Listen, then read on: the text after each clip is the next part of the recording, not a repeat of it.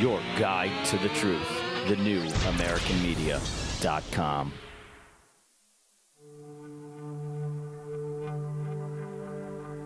Broadcasting to you live from the Milky Way galaxy, the solar system, planet Earth,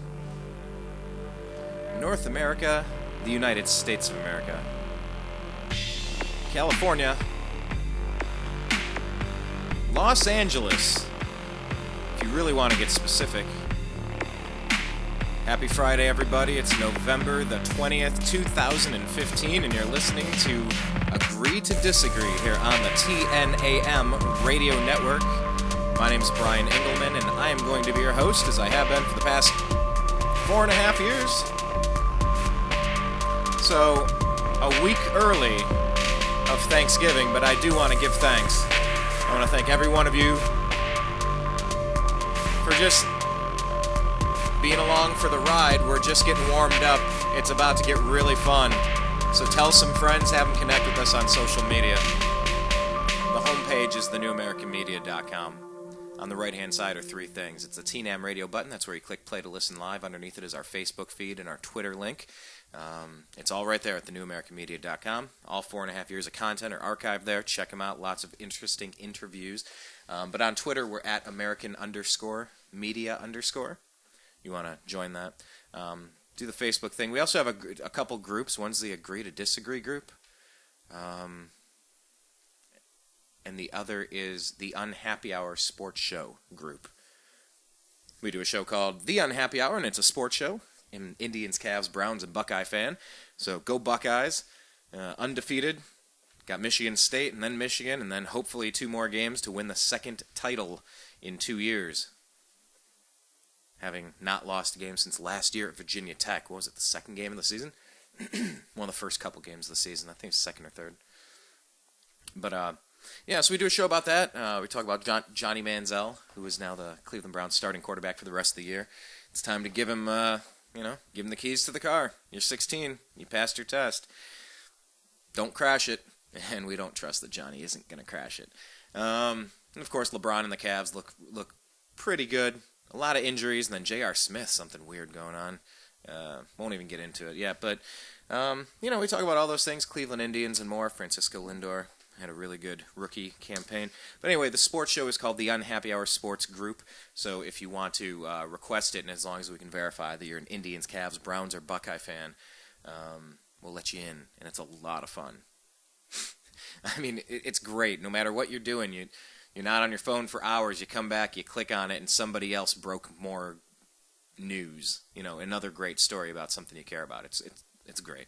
Anyway, but most importantly, perhaps, make sure you subscribe, youtube.com/thenewamericanmedia, because, that's the only way you can throw a penny or two into the wishing well. I think we've decided to launch a Patreon campaign. It's like the patrons of the arts, and they, it's a way. If you said, hey, I like what you're up to, we want to sign up. We want to donate to you each month. Here's $5, here's $50 a month. Some people have more time than money. Some people have more money than time. Which one are you? Do you have more time than you have money, or do you have more money because you're working but you don't have any time? Support the things that you give a damn about. That's kind of where we're going to go. We've never really asked you guys for much, but really, we need to raise a lot of money right now.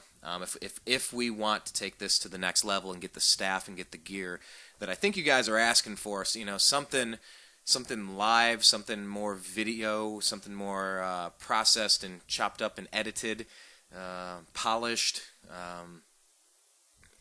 There's a lot of things we want to do, but we're going to have to set that campaign up. But anyway, what I was saying is that is on its way. We've decided that's going to happen. Not sure when, but just ponder that for a minute until we ask you.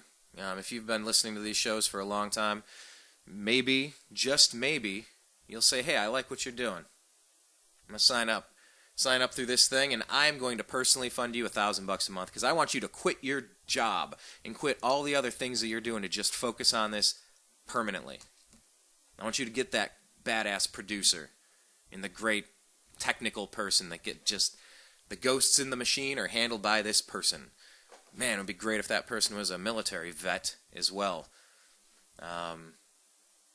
So we got a lot of ideas, but YouTube is the only way that if you let the advertisement play or if you even click it, I think it's a couple pennies that get tossed our way. But yeah, early of Thanksgiving, I want to say thank you to everybody. The 17,000 on Twitter that are following us, the 2,500 subscribers and 500,000 video views on YouTube. Nothing we've done has gone mega viral. One of the things we did ended up on the Discovery Channel. That was pretty interesting. But it's about to, because we need to be cranking out content every single day. We need a nice, smooth system in place, how we can do this, and we're ready. So anyway, speaking of ready, I want to bring in Hodge. Maybe we should, should we bring in Isa first? Maybe we should. See, here's the thing, folks. I'm the producer. I'm the engineer. Where's he at? Oh, there he is. Sorry, I'm on Skype, and I'm like, all right, how do I call him? Because I rarely use Skype. Rarely use.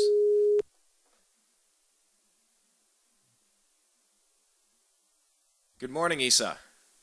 Good morning. Good evening. Yes. How are you doing, sir? I'm doing good. How are you, Brian? Fantastic. I was just explaining to people how fun it is to be the engineer, to be the producer, to be the the talent with air quotes, the researcher, the fact checker, the social media person. You do this too. I mean, wouldn't you? No, I have a producer that does all that.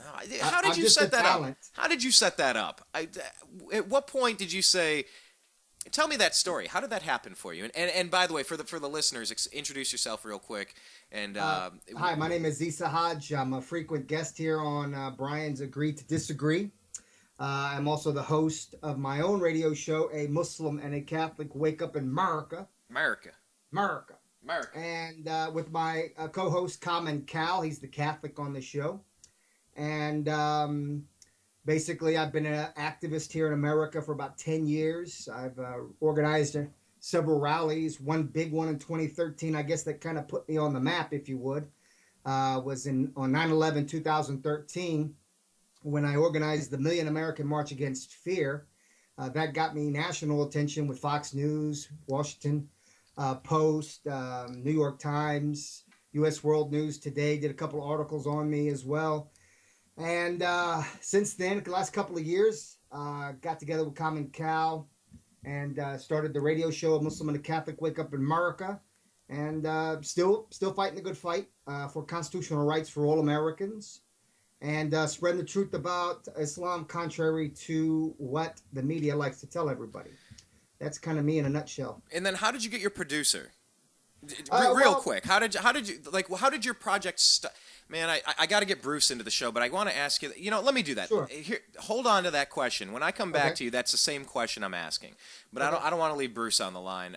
So there we have Isa, and we're doing this. Sorry, now I'm being the producer and I'm clicking through all the things I need to make my next phone call. Yeah, I was telling Isa, he's like, hey, let's set it up. I'm ready, and I'm like, sorry, man, I had to authenticate an account, and then it ran an update, and then this, and then that happened. I said, man, I'll be with you in a second. But yeah, that's the beautiful. That's why I'm so curious to have. I've missed you, Brian. Hey, it's good to be missed. No, but that's what I was just explaining to people in the open, is that the next step for us is we need to build a team.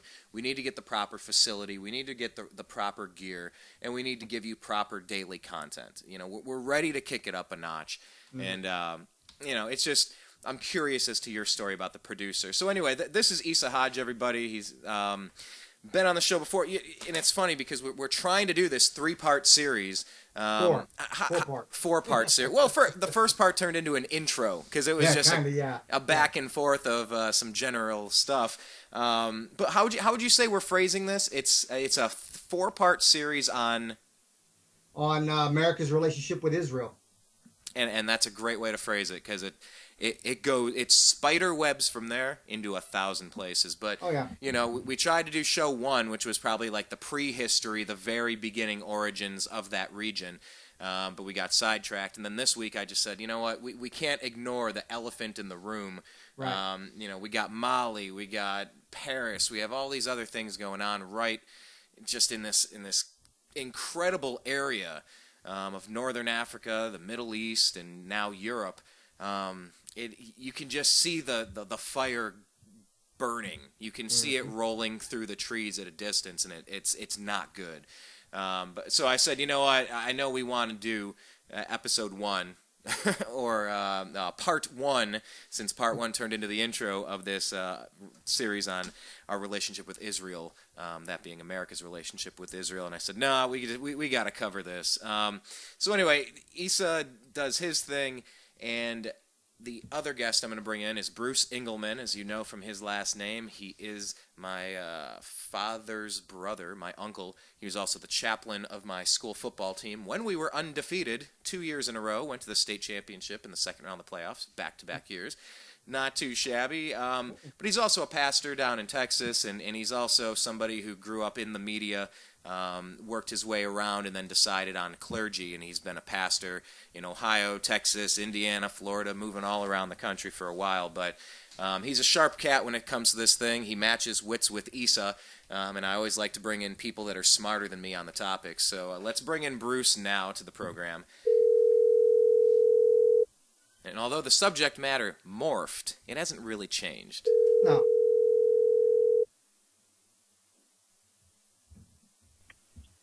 Hello. Bruce, this is Brian. You're live on the air. How you doing, sir? Doing fine, Brian. How are you this evening? I'm living the dream. Thank you very much. Issa Hodge is on the other line. We should all be connected. Would you like to say hello, Bruce? Yes. Hello, Issa. Oh, yeah. Sorry, I didn't set that up enough for you. Say hello to me. Yeah, I'm sorry. My alley-oop went into the stands. Let me go get that again. Let me tee this up. My pass was a little errant. Yeah, but say hello to Issa, Bruce. Go ahead. Yes. Hello, Issa. There we go. How are you? I'm fine, sir. How are you doing? I'm doing lovely. I'm healing from a knee surgery. Oh, well, we'll be praying for you. I appreciate that. Need all of them I can get. Wow, I had Yes, that. sir. I had that too. You're in the Zipper Club now. Was it a real deal, like an ACL or a? Yep. It was meniscus, cartilage tear, as well as ACL. Yeah, prayers to you as well, brother. I've been there. It wasn't fun. No, it's not. Well, anyway, now we're all back into the program. I already had Issa kind of give his introduction, Bruce. And I could read the same stale 4 sentences that you submitted or put on your website years ago and haven't really updated in a while, or I could hear it right from your mouth. So instead of me introducing you, Bruce, I gave the quick intro that you kind of went through some media, settled in clergy, bounced around the United States, and you've always been covering politics. But in your words, what are you up to today? Where do you come from? Give people the overview of you if they're not familiar yet. Well, it's interesting, Brian. I just happened to glance at my old scrapbook, and I forgot I had this letter. I have a personal handwritten letter from President Bush 43 for thanking me for helping him deliver the state of Florida the second time around. Yeah, I've been around politics since I've been 10. My first campaign was for Roger Cloud in a losing effort when he ran for governor of Ohio in 1970. And then I became a Democrat for a while, back when the Democrats were conservative and patriotic. I campaigned door-to-door twice for Jimmy Carter, was a paid campaign staffer through the AFL-CIO the second time around, but we lost to Reagan. Then I became a Reagan Democrat, haven't looked back since. And today the modern Republican Party, for the most part, reminds me a lot of the old-time Democratic Party under Truman and Kennedy. But yes, I was in journalism for 8.5 years. I have a degree in journalism. I've studied at 3 different colleges. I wrote for the largest paper in Pennsylvania, the Pittsburgh Tribune Review. I've been in all 3 sources of media. I've been in print, like I say, with the Trib. I've been in television. I worked for 3 television stations, started out anchoring when I was 17 in Indiana, Pennsylvania, the home of Jimmy Stewart. You have visited there many times. I have. And then also I've worked for about 8 or 9 radio stations across the country, including the Chicago market, and worked for ABC and CBS as a producer and an investigative reporter. Started out in sports, was in sports for 5 years, and then made the transition to hard news. And back when journalism was objective, we went after Republicans like Richard Nixon, but we also went after Democrats like Gary Hart when he ran for president. Not anymore. These sycophants in the media have the audacity to call themselves journalists. They're not even reporters, and they simply give Hillary and Obama a pass on everything, don't give them any tough questions, and if they do happen to give them one, they never follow up. So then the Lord called me into the ministry, and I figured I'd rather save souls than be a muckraker. Rather save souls than be a muckraker.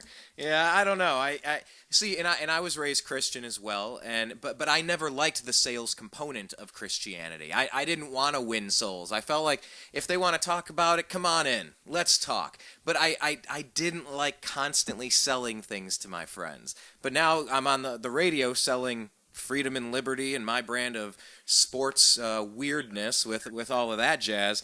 And that brings us here today. And you know, I got a funny little intro to this because, Bruce, I was just talking with Issa how we tried to do part one of a 3-part series explaining America's relationship with Israel. And then instead, episode number 1 pretty much turned into a very awesome conversation, but we have to call it an introduction because frankly we didn't really get to where we wanted to take this series. And earlier Issa said you know, I thought we were doing this show on the origins of Israel and, you know, the very early history. And I said, you know, sorry, man, I can't ignore the elephant in the room. We had Mali today. We had Paris last week.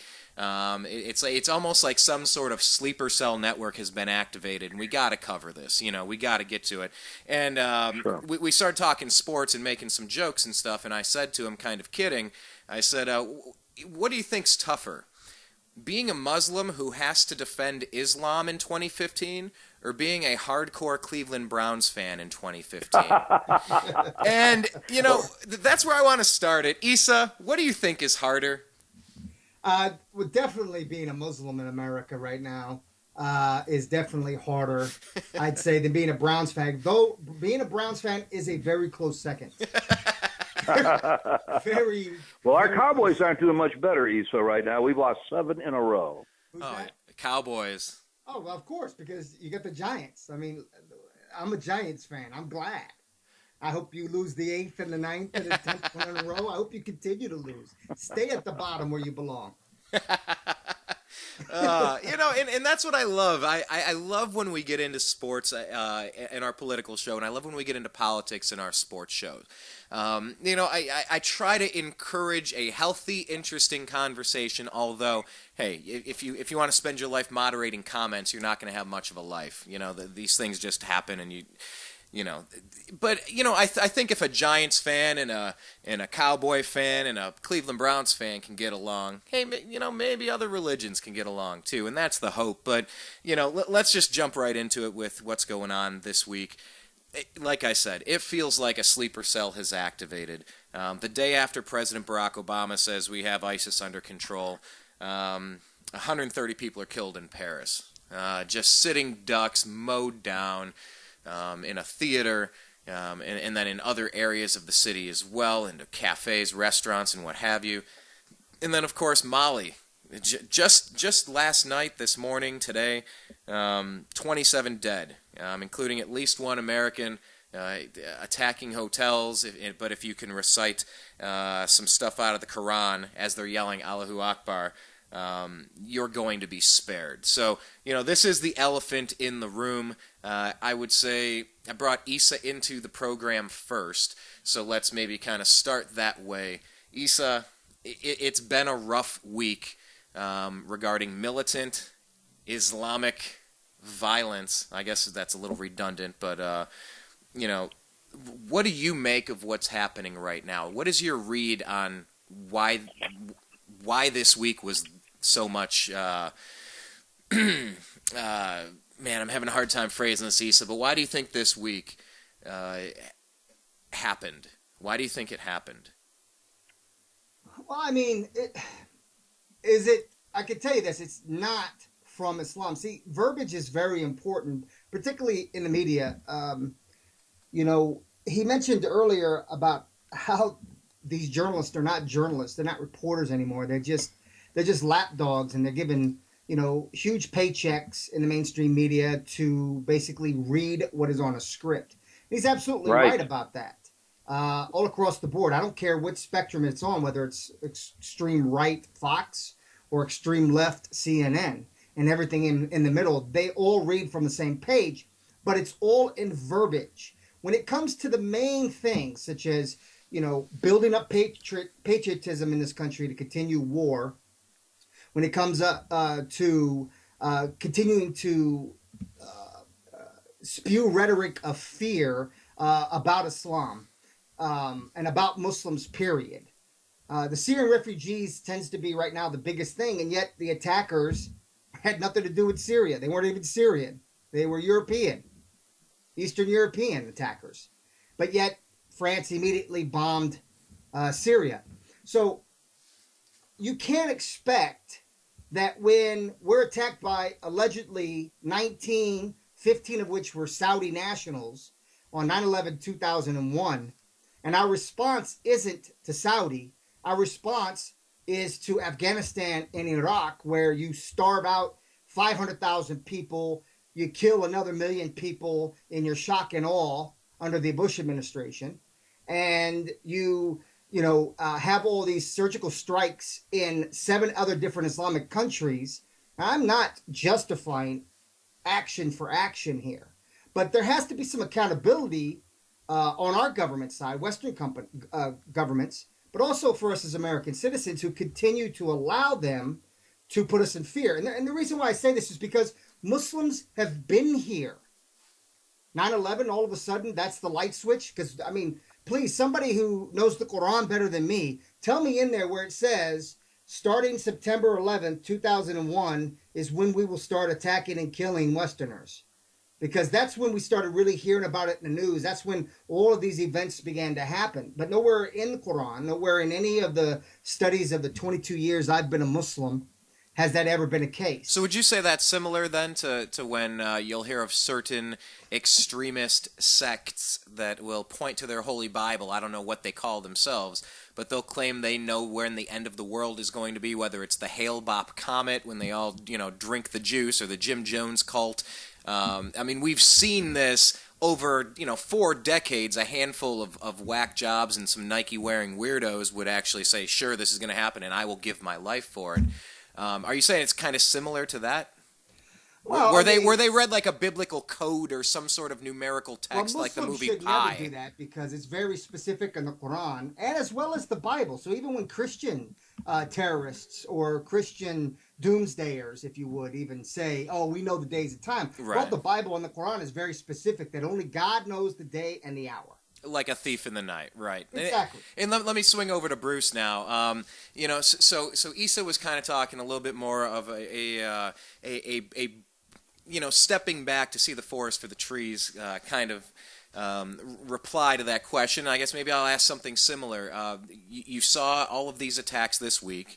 What are the first few things that go through your mind? What do you think is happening right now? Well, I'm going to not put the blame this time on the Muslims. I am not going to go out of my way to label and attack such an easy target as ISIS. Even the Muslims are against ISIS and most of the Islamic nations. I lay this at the feet of President Barack Hussein Obama.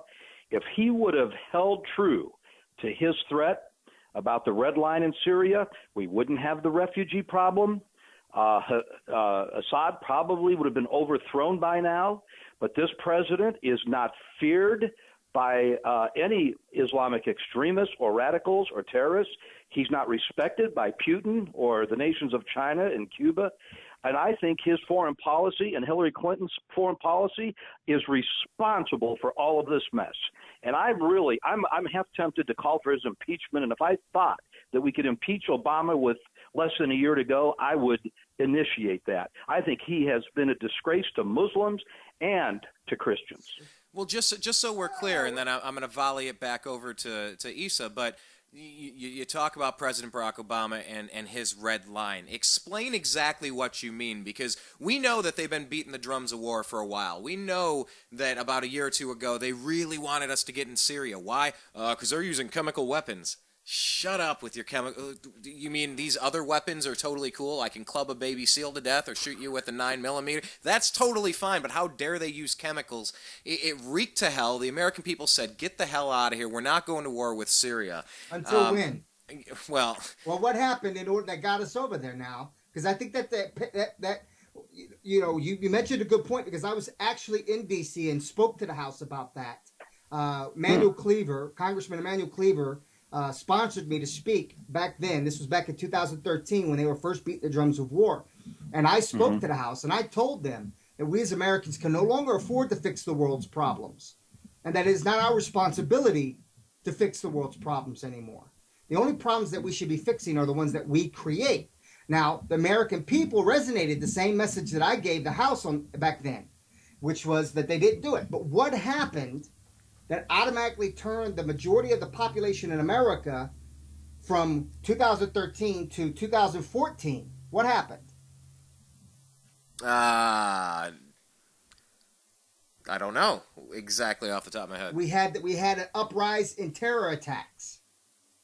Which ones were those? Was that the London subway? There's so many of these, it's hard to even keep track of this. They come in batches. You know how we have like waves, right? Yeah. And if you notice that whenever we're at a high point like we are right now, there always tends to be some very important legislation in the background that people were paying attention to just before these attacks. And then all of a sudden, all of our attention is turned away. I mean, Greenwald mentioned it just recently at Democracy Now! Have you seen that interview?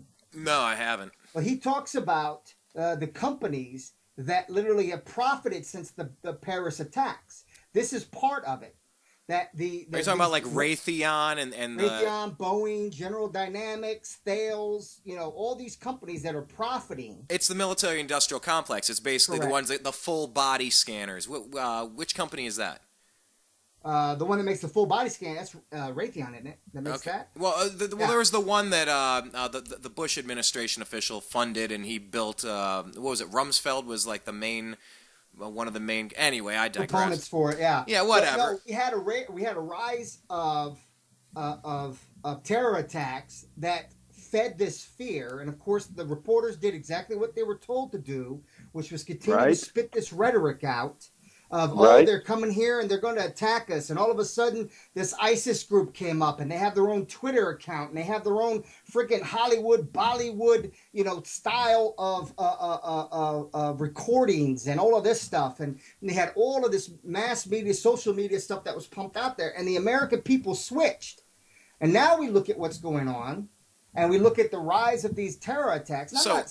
I think I explained to you last show that there were 3 types of terrorists. In this group of ISIS. Did I explain that to you?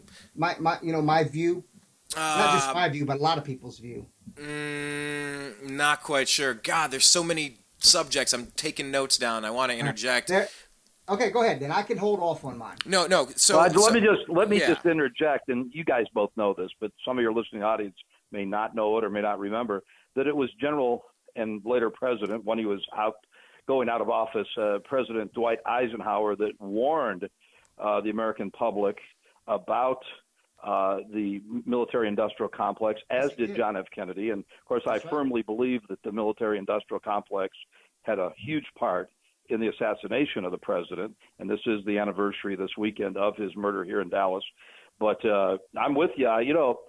Hey, Issa and I may not agree on a lot of stuff, but tonight I'm kind of agreeing on some of the stuff he's saying. Yeah, and I want to get to, and I made a note here to get back to it, and feel free to remind me, Issa, about the 3 different types of terrorists. I don't want to lose that, but I wanted to kind of make sure that we were on the right path here. But yeah, we start looking at what's going on, and it's not tough to see, okay, they're making HD quality snuff films now. Mm-hmm. That's fantastic. Where's this in it? Are you saying it's this has the feel? Because I would probably agree that. Have you seen the movie Wag the Dog by chance? Yes.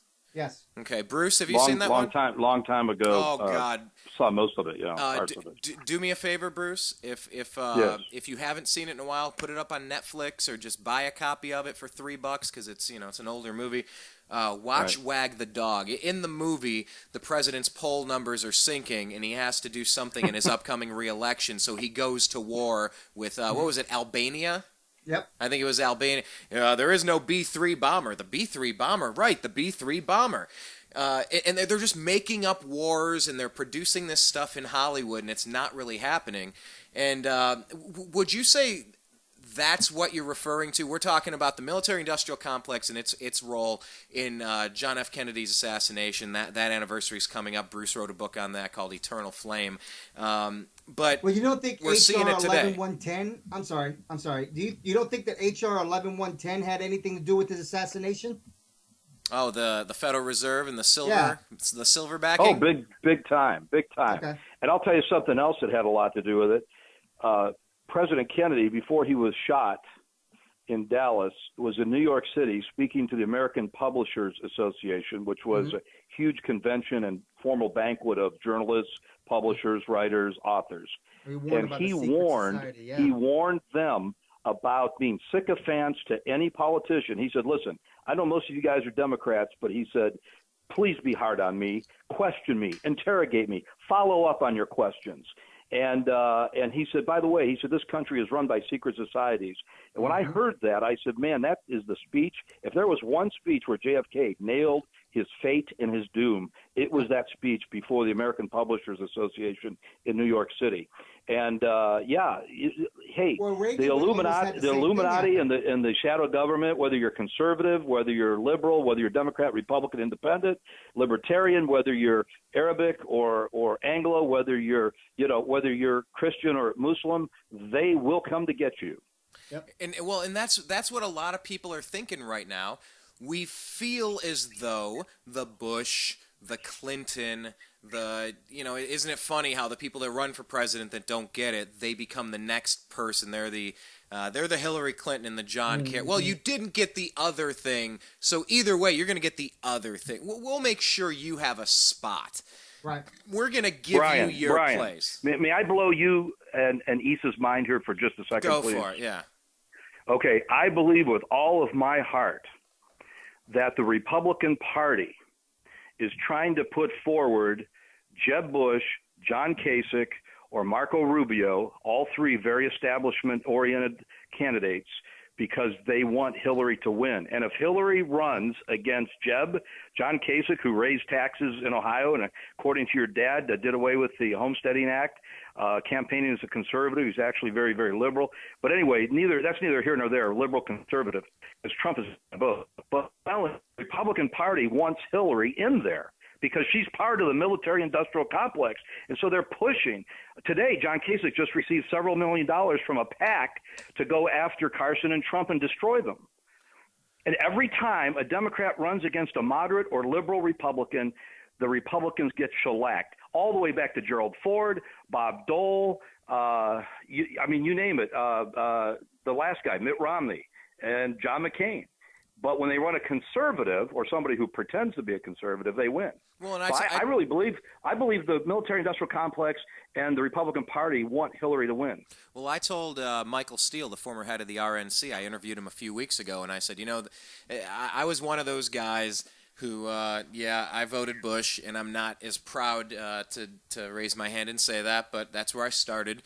Back when I used to kind of believe Republicans were any different than the Democrats. And I said, you lost me when you literally traded Ron Paul's speech at the convention in Tampa. He earned it. He got a plurality of 5 states delegates. He did a lot of good work, and he was trying to steer your conversation more toward the direction of liberty and constitutionalism. I said, when you literally, and not him, because he took over right after that, I believe. He didn't have anything to do with that. But when the Republican Party took his speech away because they demanded they see it and they were going to edit and proofread it before they allowed him to say what they made sure that his message was, He said, no, I earned this. I'm going to write my speech, and I'm going to say what I have to say. And they said, fine, then we're going to change our own party rules and not let you give your speech that you earned. And to all the people on the side that were not... What did Michael Steele say? What did Steele say? Check it out. It's on YouTube. I've put it up there. Scroll a couple weeks back. It was at the LA Politicon. But he basically... It was interesting. I don't know that I came back and watched it again, but from the live experience when I was talking with him, he was very. He told me that he was disappointed, and he completely disagreed with the treatment of a sitting congressman and how they did him dirty. Essentially, let's just cut down to it. He thought it was disgusting how they treated Ron Paul at the convention, and he went on the defensive for a while. Well, they ran Steele out of there too. They ran him out on a rail too. Yeah, to MSNBC. What were you saying, Issa? No, I was saying Ron Paul. They did Ron Paul dirty, simply because of the fact is that he was saying what we need to hear. No different than what got JFK killed. He's saying exactly not he wasn't just saying what we want to hear, because we're already seeing that from Bernie, and from the liberal side of it. Some of his messages are true about, reforming the prison system and jail system and some of that, but his socialist views are as a business owner, I'm sorry. I earned what I got. I don't think I should have to pay more. All the way to Trump's Hitler-esque verbiage or just basically allowing people to recommend Hitler-style things. Well, hey, let me jump in on that, because I tweeted that story out. Trump's like, hey, that was the reporter's deal. I didn't come out there saying that. The reporter kept pushing for that. That's true. Hold on, but he let me was shaking hold on, wait, hands guys. and signing autographs. He was half paying attention to the kid. Yeah, well, let's not forget that some guy in the crowd with Hillary Clinton is saying, every time I see Carly Fiorina, I want to strangle her, and she's laughing in that weird witchy way that she does. Oh God! This is the weird cackle, and she. They're both clowns, but, it's... To be honest with you, if Republicans have any sense, and I hate to say this because to me, to be honest with you, the left wing, the right wing, they're still the same. They're two wings connected to the same dirty bird. Yep. I don't care if you call yourself a Republican or you call yourself a Democrat. To be quite honest with you, the only thing that they differ in is social issues, and that's the thing that keeps us divided. I can't remember which one of you said that someday, it was you, Brian, that someday we can actually... together as races, as religions, we can cohabitate. We can live together in tolerance and understanding and humanity. I agree with you 100% on that. But as long as we allow this two-party paradigm to allow to be different socially, but when it comes to things that are actually important to the people of the United States, foreign policy, the financial policies, things of this nature, constitutionality of the law. When it comes to these, you look at their voting records. I don't care if it's Bernie Sanders. I don't care if it's Hillary. I don't care if it's Donald Trump. I don't care. Or not Donald Trump, sorry. He hasn't been a politician yet. I don't care if it's any of these politicians that have been in office. They all vote exactly what is best for those in the military industrial complex, those that are best in the financial district, the banking institution, as well as their allies overseas, whether it be Israel, whether it be France, whether it be England, whoever their allies are, even Saudi, whatever's in their best interest. Because nobody ISIS, this psychotic group out there claiming to be Muslims, cuts 3 people's heads off, and the world loses their minds about this. And all of a sudden, that was the thing that got the American people to turn around, and all of a sudden, let's go to Syria. Let's go get over there, But don't put any boots on the ground. But Saudi can cut 319 people's heads off, and you don't hear a word in the news about that. Yeah, the silence is incredibly loud. Only Ted Cruz is attacking Saudi Arabia, and the Republicans hate his guts worse than they hate Hillary. I was going to toss that out there. And by the way, he's also calling for the eradication of the Fed and the IRS, and he's going to wind up getting shot like JFK did. Well, that's what happened to Reagan. You remember he briefly mentioned in an interview about investigating the Fed, and shortly after that, he was shot by John. Exactly. So So yeah, I mean, this is not conspiracy theory. These are facts. That These are shortly after facts. somebody Absolutely. mentions something, they either end up dead or they end up getting shot, or they get ostracized because nowadays they're not too much into assassinating these people. I think if Ron Paul ever became president, he would have been assassinated. Yeah, and thankfully, and I've actually first few years of Barack Obama, I was worried, and I was just saying, man, I hope they don't make a martyr out of him. And I knew they wouldn't. I voted for him the first time. I'm ashamed to say that, but I voted for him. A black man that wasn't from the establishment, wasn't a millionaire, wasn't all this stuff, and I'm thinking, oh my God, thank God, finally we can maybe have some change. But instead, we got more of the Bush policies. He did the same thing that Bush did, created 2 wars without congressional approval, which is treason. Right. That's a high crime and a misdemeanor. That's completely antithetical to how we're supposed to operate as a country. Almost nothing we're doing makes sense. Bruce Jenner's the Woman of the Year. I'm telling you, when you go down the list of things that I can't understand what's happening right now, urinals are coming to the ladies' washrooms of America. They're calling it the Bruce Jenner law. Yeah. Oh, the Bruce Jenner law. Fantastic. Yeah, because he announced he's a lesbian. See, he is now just a lesbian. He's not going to go through with the whole sex change operation. So he is calling, this is not a joke, he is calling for urinals in the bathrooms of America. Well, he said he still desires a woman, which now makes him a lesbian. I always said I was a lesbian trapped in a man's body, like my stupid joke in 7th grade. But you see the stuff that we're preoccupied with. This brings me to the point. Bread and circus, my friend. Bread and circus, and go Cleveland Browns, Dallas Cowboys, and New York Football Giants. That's right. But therein lies the problem: is that when you cannot, as an intelligent person, enjoy some of the circus, but not inhale the circus, just enjoy. Is that a Bill Clinton? I smoked a little weed, but I did not inhale. But the problem is that we're easily distracted with Honey Boo Boos and Kardashians and all of this stuff, and then we're easily feared. We're easily put into this hysteria that there's jihadis under our beds. Make sure you check your closets before you go to bed at night. There could be a terrorist in there. This type of stuff, and they take advantage of it. So this is always the question I ask people when they question me about, what is this Islamic, and is your religion telling them to do this, and why aren't you like this, and blah blah blah. And I tell them, I say, look, why don't you do this? Why don't you take 24 hours, and I want you to dig deep in the independent media. Stay away from mainstream media. Dig deep in the independent media, and I give them a few sources, both conservative as well as liberal, and everything in between. Because I keep an eye on all the independent media, whether it's conservative independent media or liberal independent media, because they have more truths in those than you'll find in the mainstream media. And I said, tell me if you see anything that our government is doing. And every time I do this, somebody comes back and says something. So like what's happening right now? Well, we have the TPP on the books, right? Trans-Pacific Partnership. And that's what you're getting at with Glenn Greenwald earlier, right? Exactly. Yeah. That's where I was getting at with Glenn Greenwald. Yeah, we never swung back around to it, but I made the note that I want to make sure. By the way, I called Ted Cruz's office. I said, Ted, if you vote for that thing, you are toast. And Marco Rubio snuck in, voted for it, and snuck out before the reporters could hit him on it.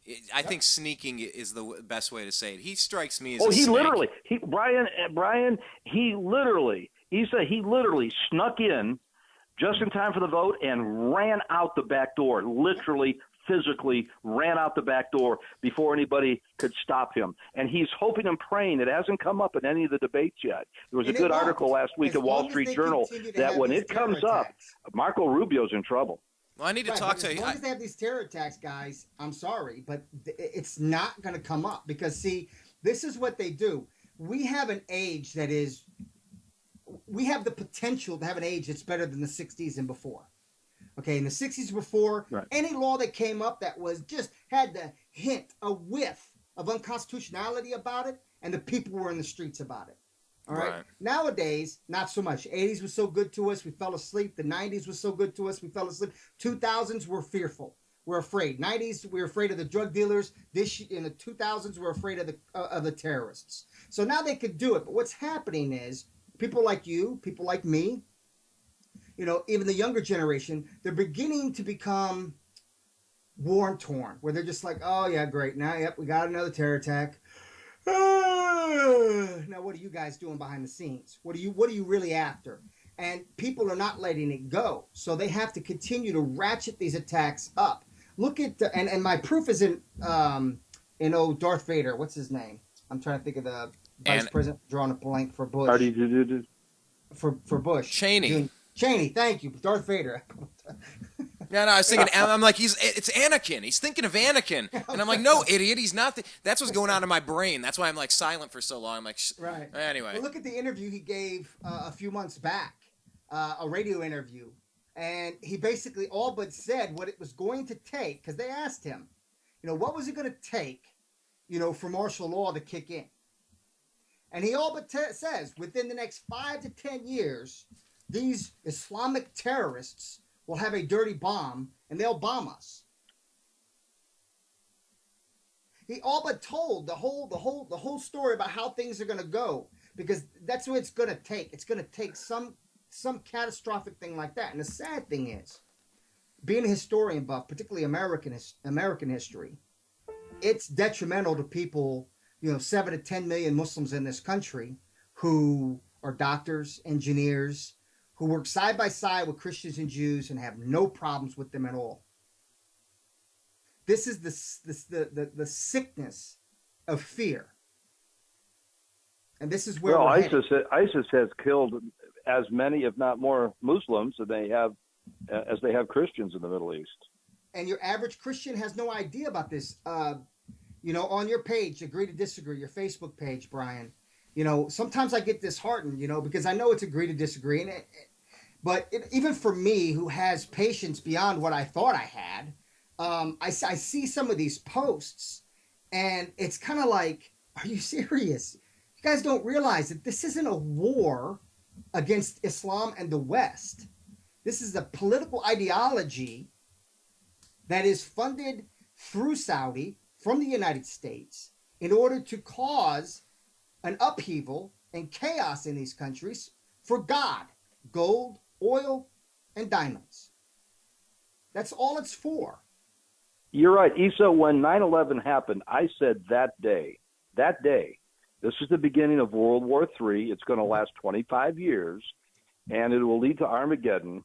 And instead of attacking Afghanistan and Iraq, President Bush should go after Saudi Arabia, Syria, and Iran, SSI, and I don't mean Social Security. But did we? No, we attacked 2 other nations. And Saddam Hussein was really one of our allies up until a point. Well, I disagree with you, sir. I don't think we should have gone after anybody. You got 19 individuals. When Anders Breivik sat there in Norway, or in Oslo, Norway, and killed 97 children on an island by setting off 2 bombs coming onto the island dressed as a police officer with fully automatic rifle, killing people, and then releasing a 1,500-page manifesto calling for the 4th Christian Crusade to wipe the world of all Muslims and stop the Muslimization of the world by any means necessary. And I quote, he says, even with weapons of mass destruction. Does that mean that we should go around and wipe out all the Christians in Norway because of this one man? No, 15 of the 19 hijackers were from Saudi. The vast majority of them were cokeheads, prostitute chasing, drug dealing, no different than these same ones that did this attack in Paris. One of them was a drug dealer and alcoholic. His ex-wife divorced him because he was a drug user, not a drug dealer, a drug user and an alcoholic. So one minute, they want you to believe that the fanatics of Islam can snort cocaine off a stripper's hip and then go do a bombing. But then now they've been selling to us that, it's only those that really know their religion. Tom Trento being the example with United West, this Zio-Christian xenophobe who makes his living off of this stuff. I've never heard of him.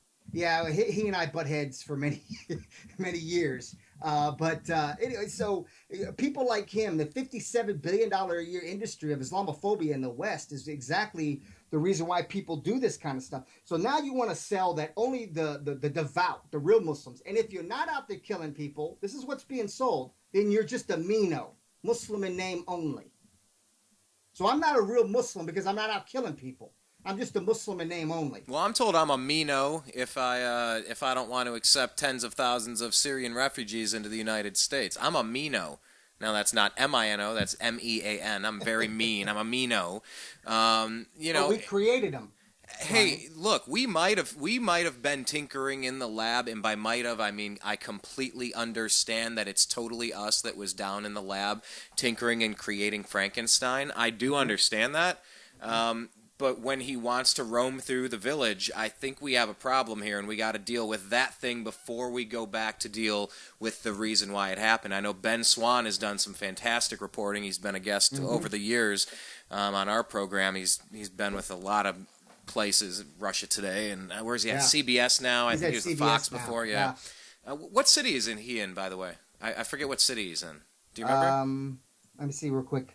Because actually, I've been trying to get him on my show, actually. Yeah, everybody. I know Mark Clare with Lions of Liberty. He said, hey, anyone want to talk about Syria? I go, yeah, reach out to Ben. He's like, yeah, he's been on before. I guess we got to get him. I go, yeah, me too. I think Ben's about to get 100 different requests for interviews because he's been at the center of trying to figure out what's going on in Syria. And I get it. He has talked about how we are the ones that are setting up ISIS to overthrow Assad so that they can... It's so convoluted. By the time you get to the end of what's happening here, it's like a quadruple cross. It's like a bad movie that wasn't written very well. Very similar to the JFK assassination. Excuse me for interrupting, Brian. Very similar to the JFK assassination. It was such a cloak and dagger triad of assassination mystique that you don't know who the good guys are from the bad guys, as the old cliche goes. And you had double agents and you had triple agents and double headers. You had guys working for the CIA, the KGB, the mob. There were 5 or 6 assassins arrested in Dealey Plaza within seconds of the assassination. The authorities let all of them go, including Woody Harrelson's dad. And but I mean, you had CIA, you had mafia, you had French Corsican hitmen. And yeah, and that's the way this Syrian thing is. That's why I say Obama has so fumbled this football. And by the way, I resent him saying that I don't care about the Syrians simply because I don't think we should bring 10,000 in right now. And then him lying to the American people. Well, these are all widows and 3-year-old children. They are not. 90% of them are young men. And if we do it, listen, I'm for immigration. I am. But we need to do it slowly. We need to do it very carefully, and we need to do it legally. Well, see, this is where I think we start to part ways, gentlemen. I disagree with you because, and here's the reason why I disagree with you. 2 points I disagree with. It's not just Obama's fault, although I don't like the man. I can't stand the man. I said on Judge Jeannie Piero's show when she interviewed me, and she started bringing up my Muslim brother Obama, and I said he's not Muslim. He's killed more Muslims in his wars than Bush did in 8 years. Was she surprised when you said that, Issa? Oh, my God. She cut my mic for the rest of the show. She wouldn't let me talk. Oh. Wow. She literally did the whole cut his mic thing. Anyway, go ahead. I didn't mean to interrupt you. Go ahead. That's okay. No, but I'll agree with that. I hate when they cut the mic. I like a lot of some of these commentators, but when you see MSNBC hosts, probably Ed was one of them, Glenn Beck, or you'll see Hannity do it sometime. I hate that style of conversation where they cut the mic, and it's like, you're not running your conversation right if you need to do this. And they're constantly trying to just catch them saying something. I hate those sneaky gotcha interviews. But I can't stand them. That's how they push an agenda. But it's so obvious, and they're all pushing. O'Reilly's good at that too. O'Reilly's very good at that, and if you guys haven't noticed, we're pushing right now. This is the Patriot Act 2. It's the TPP. You want to talk Trojan horse? This is the Trojan horse of the internet. You know why? Because we're not buying their bullshit anymore, and they know it. It's not just the internet. You know that, right? Go ahead. Yeah, it's everything. Well, yeah, it's also partnership. It's giving more power to corporations. For example, if you get sick as an individual from a product and you sue them, they can now countersue you for damage to their product, to their name.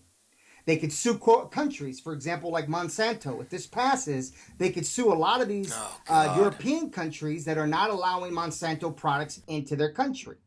Well, they can now with the TPP and by the way, who is that? That's Vladimir Putin, by the way. Let's just think about Putin being the bad guy, but he's always kind of on the right side of things. That's a little Putin, okay. Sorry, not always on the right side of things. No, Putin. I don't trust Putin. Is that you? At Is all. that you or me, bro? That's not me. Oh, that's odd. That is not me. All right, let's move along. Thank you. So, so when we talk about it, I mean, we look at it, whether we got Bush or McCain, I mean, we know that McCain's a war hawk. We know that he's been the main proponent. When I was actually sitting there speaking at the House, I mean, oh my God, he's as much of a war hawk as Obama is, if not more so, because he's been the loudest person to scream it. I'd say he's more so. Right. Obama pretends he's not, and he rams it all through around the. He's very covert and sneaky, but McCain is very obvious with what he is. Correct. Yeah. Obama just cracks the closet door open, and McCain just jumped out of the closet. I mean, completely. But see, the thing is that most people have to understand is that the same, and this is something I tell everybody all the time. Getting back onto the point of tonight's topic, because we talked about a lot of good subjects, but the point or the same percentage of radicals in my faith is the same percentage of radicals you'll find in every faith. So we talk about ISIS all the time, but yet we're not talking about Central Africa, where there's a genocide against Muslims by Christians in Central Africa. That's not in the media. Or how about Myanmar, where the Buddhists, which was when this first started, it shocked me because I studied Buddhism. How can they justify that with the teachings of Buddha to behead Muslims? So this genocide, this terrorism that's happening, the same percentage from my faith is also in your faith, as well as other faiths. I would take that point and say I would love to research that more, because I would say on the surface, there's no way I can believe that statement's even remotely true.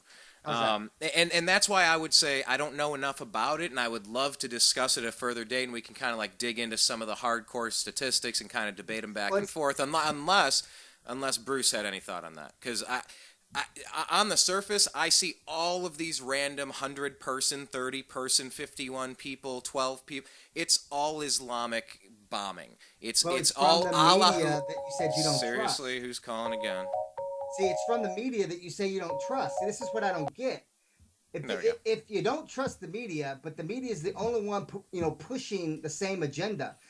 Bruce, Brian, and me, we're old enough to remember the days of the news where literally news stations would compete for top stories. You could turn from one station to the next, and there would be most often a different top story of the night.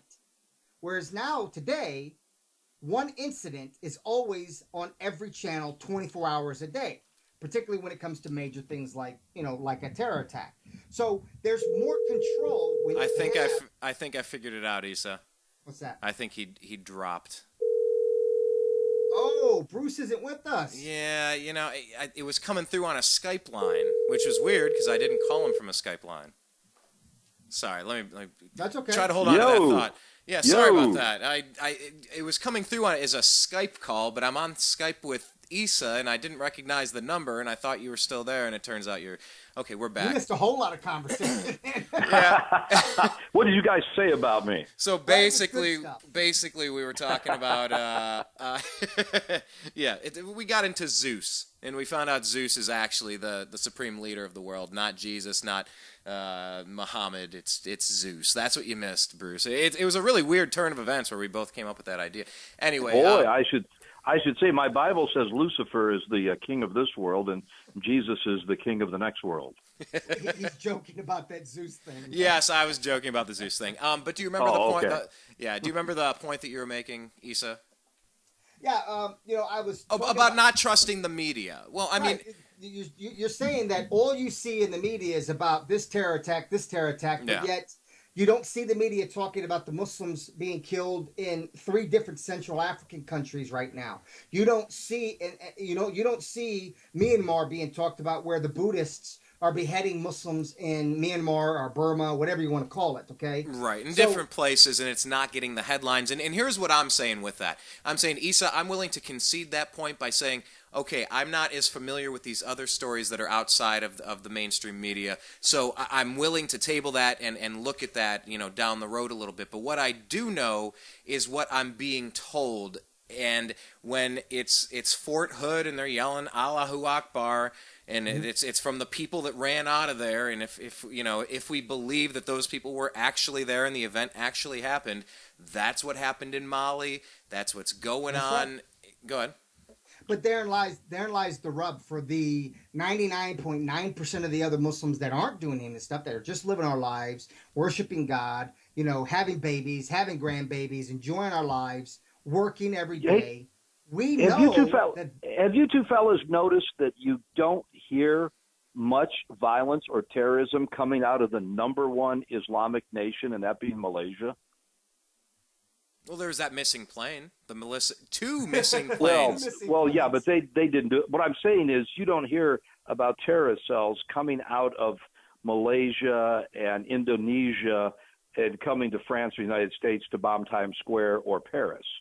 It seems like it's mainly out of several Central African Northern African nations, and a few Middle Eastern nations. Am I right, Issa, or am I wrong? Well, the 1/3 of the Muslim population is Indonesia. That's what I'm saying. That's what I'm saying. But you never hear about any terrorism over there, or in Dubai, or in Malaysia, right? I mean, am I right? The only places you see Muslims coming from is war-torn countries that we are actively in, or that we have been in since the 80s. So that begs a question. It doesn't justify anything that they do, which will shortly bring me back to my 3 types of terrorists, by the way. Yes, thank you. That begs the question, is that like in Henry's Game?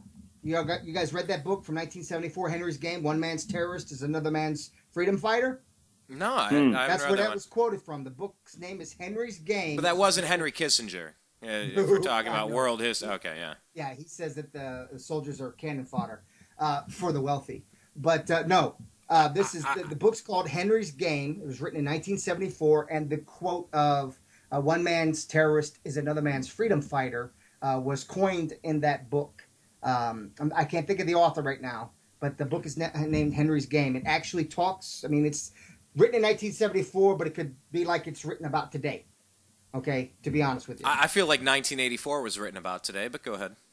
So, anyway, when you look at the vast majority of where these terrorists are coming from, they're coming from areas of Islamic countries that have resources that we want and that are war-torn because of our military actions in those countries, whether it be Pakistan, Afghanistan, Syria, whether it be, vast majority of them. Or greedy dictators like Saudi Arabia. Exactly. Well, yeah, exactly. You have these ultra conservative. I mean, they make Westboro look like, Sunday school teachers, okay? This Wahhabist ideology, interpretation of the Quran is absolutely absurd, but that's a whole conversation for another show. But if you look at the fact that you have this going on, it begs the question, are they really terrorists when you and your family are eating at your table and a bomb that has painted on the side "From America with Love" lands on your house? You climb out of the rubble surviving an explosion, but yet your entire family is dead. Are you then a terrorist at that point? Or are you not a freedom fighter? This is the question that begs that we have to start taking responsibility for our actions. But you can't get the average American to understand that. So I try to get them to understand the nickels and dimes of it. 67% of our homeless are veterans. This is how we treat our vets. Our government tells us that these fine men and women are protecting our freedoms and, fighting the scourge of Islamism and, Islamic terrorism. But yet when they come home, they have so much post-traumatic stress disease. They have so many financial issues that they're homeless. And yet we can do nothing about that. But we've got billions to send to Israel. We've got trillions to spend on more war. But we've got not one penny to help the homeless, who happen to be a vast majority being service The members. veterans, right. No, and that's why I say about the refugees, it's like, hang on, until we can rebuild Detroit and get every veteran off the streets or get them off of secret waiting lists that don't actually exist at the Phoenix VA hospital, Right. and they're dying and it's taking years to get in there. After completely overhauling everything about the healthcare system by hook or by crook over the past 5 years. Right. I'll tell you what, as soon as we can take care of Detroit, we can rebuild after Katrina, we can take care of the veterans off the street and actually treat our veterans, then maybe we might be in a position to take our oxygen mask and pass it to a neighbor. Because we're not really taking care of ourselves yet. Yeah, excuse me for interrupting, Brian. No, I agree 100%. I just had a Thanksgiving supper or dinner with Sir Earl Toon, who wrote the third most popular song in history, sung the most every day, every year after Happy Birthday and the Star Spangled Banner, and that being Celebration, from Kool and the Gang. And he and I debate on some different national shows, kind of like Issa and I do, but we always part good friends. We have lunch together and so forth. But he usually takes the liberal side, and ultra-liberal side. I take the ultra-conservative side. I just debated him on the Confederate flag here about a month ago. Hello. But we were having Thanksgiving dinner together, and he said, I'm for taking care of the refugees from Syria, but let's take care of our veterans first and our homeless first. And that's what I agree with. And the thing is that if Obama or any president or any politician out there actually did what they're supposed to do, which was represent the people, we could easily afford to do both. And that would be the fact that $90 billion a year goes to 150 different countries for war. For war. I mean, Israel gets $4.3 billion. Egypt gets $1.7 billion. Saudi got $10.8 million. Qatar, I mean, I could go on and on and on and on to add up to this $90 billion a year in war aid, in military aid that goes out. That's not counting R&D. That's not counting economic aid. Not to mention the fact, Issa and Brian, we're $19.5 trillion in debt. Everybody rants and raves about Reagan leaving huge deficits. You know what the budget deficit was when Ronald Reagan left office in 1984? Only $712 billion. $712 billion. It is now $19.5 trillion. And Issa's right. We give it to every Tom, Dick, and Harry, every nation, every rogue dictator, and it's got to stop somewhere. But we don't bail people out. We allow Wall Street to get their golden parachute out of the mess that they created. Politicians, the politicians that go in there broke, like let's just say Marco Rubio, who a lot of focus has been on. Why are you taking out credit cards? Why are you cashing in your retirement? Are you okay with money? Seriously, you got a Trump on one side and you got you're making some really dumb financial decisions. But it's actually closer to somewhere around 160 or 180 trillion dollars in unfunded liabilities. It's basically that's crap that we promise people that we don't have. You do that at the wrong party playing poker, you're going to get shot. You don't want to be doing that, and that's exactly what the United States is doing. And you see Russia getting involved in this, and it's very interesting to see what's going on because they're really making a play in the Middle East over here. You got the BRICS nations, Brazil, Russia, India, China, and South Africa. Trying to come up with something very similar to what Muammar Gaddafi was doing with the dinar and having a gold-backed currency that was not a Federal Reserve note. It wasn't a central bank. And you look at the places that we're trying to go to war with. Iran. What's going on in Iran? What's going on in Libya? Why the hell did Hillary Clinton and Barack Obama hang Ambassador Stevens out to dry? Why? Really? Because they were funneling. Because they were funneling. Are you sure they hung him out to dry, or did they orchestrate that? It's the same thing. They orchestrated it and held him out to because there was a bigger process at play, and it's a big mess right now. Go ahead, Issa. No, you're right about that, but that brings me to the three types of terrorists that you have. Okay? Oh yeah, let's get to that. I have my note. I have my pen ready. My La Pluma is ready. Your La Pluma? Teach me something. Teach me something. Yeah. All right. You have your three types of ISIS members, or Al Qaeda, or Boko Haram, or whatever silly name they want to give themselves. Okay, ISIL, whatever. Okay, your top tier, which is your leadership. These are your CIA Black Ops trained people. These are your ones like your leaders of ISIS, for example. I'm drawing a blank here. I apologize. Well, Like, on the Is leaders this of number ISIS? 2, or is this a sub-point under number 1? This is no, like Abu Bakr, for example. Okay. Yeah, Abu okay, Bakr yeah. is a trained ISIS or a trained CIA Black Ops specialist. The proof is in that when he was in prison, he was allowed to transfer between camps. While he was in a military prison, he was able to transfer and travel freely between camps in order to build himself up a rebel. Your second tier is basically your thieves. These are people that are from Muslim countries. They are probably from Muslim families and can probably call themselves Muslims, but don't practice their religion. They don't really know anything about their religion. And in fact, all they wanted to do is profit from war. So, and this is example from, like, my wife is from Tunisia, okay?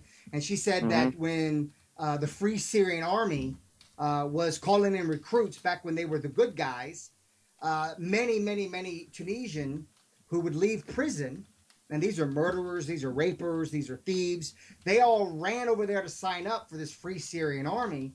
And then just shortly before or after they became the enemy and ISIS was created, they left from Syria with wealth and came back to Tunisia.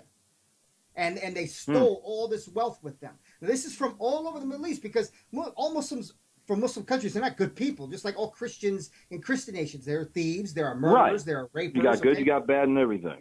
Exactly. So we have those. So here's your second team. That makes the bulk. That makes the bulk of your terrorists. Then your smallest minority is those that were duped. And by count, there was 112 American citizens, and then there was 127 British nationals that did this. As an American citizen, if a country that is an ally to the United States goes to war, we can go and fight for them. Yeah, Okay? that's what, Article 5? Correct. We can go and fight for them. We don't need permission. We don't need, we can go and fight for them. So here, the media and the government is telling us that the Free Syrian Army is our ally. And they're pumping through the media about how Assad is killing all these Sunni Muslims. So you had 112 from the United States and 127 from England and several various other European countries as well that went over there to fight, to save Muslim lives. And this was an ally of the United States at this time. But then all of a sudden the light switch got flipped. And while they were there, they started seeing some of these ISIS members cutting hearts out and collecting ears and raping and doing all this stuff. They're like, yeah, y'all aren't Muslims. So then they call back to their embassy saying, hey, look, these people aren't right in the head. These guys are not good people. I want to come home. But by the time this all happened, it was too late. They got stuck. Because they say, oh, no, you're a part of the enemy now. You're with, they're no longer the Free Syrian Army. No, they're ISIS now. So now they're stuck there. So there's your three types of terrorists. But the leadership, it's proven through 50 tons of weapons and munitions that have been accidentally dropped. Now, according to mainstream media and independent media, there's somewhere around 20,000 ISIS members.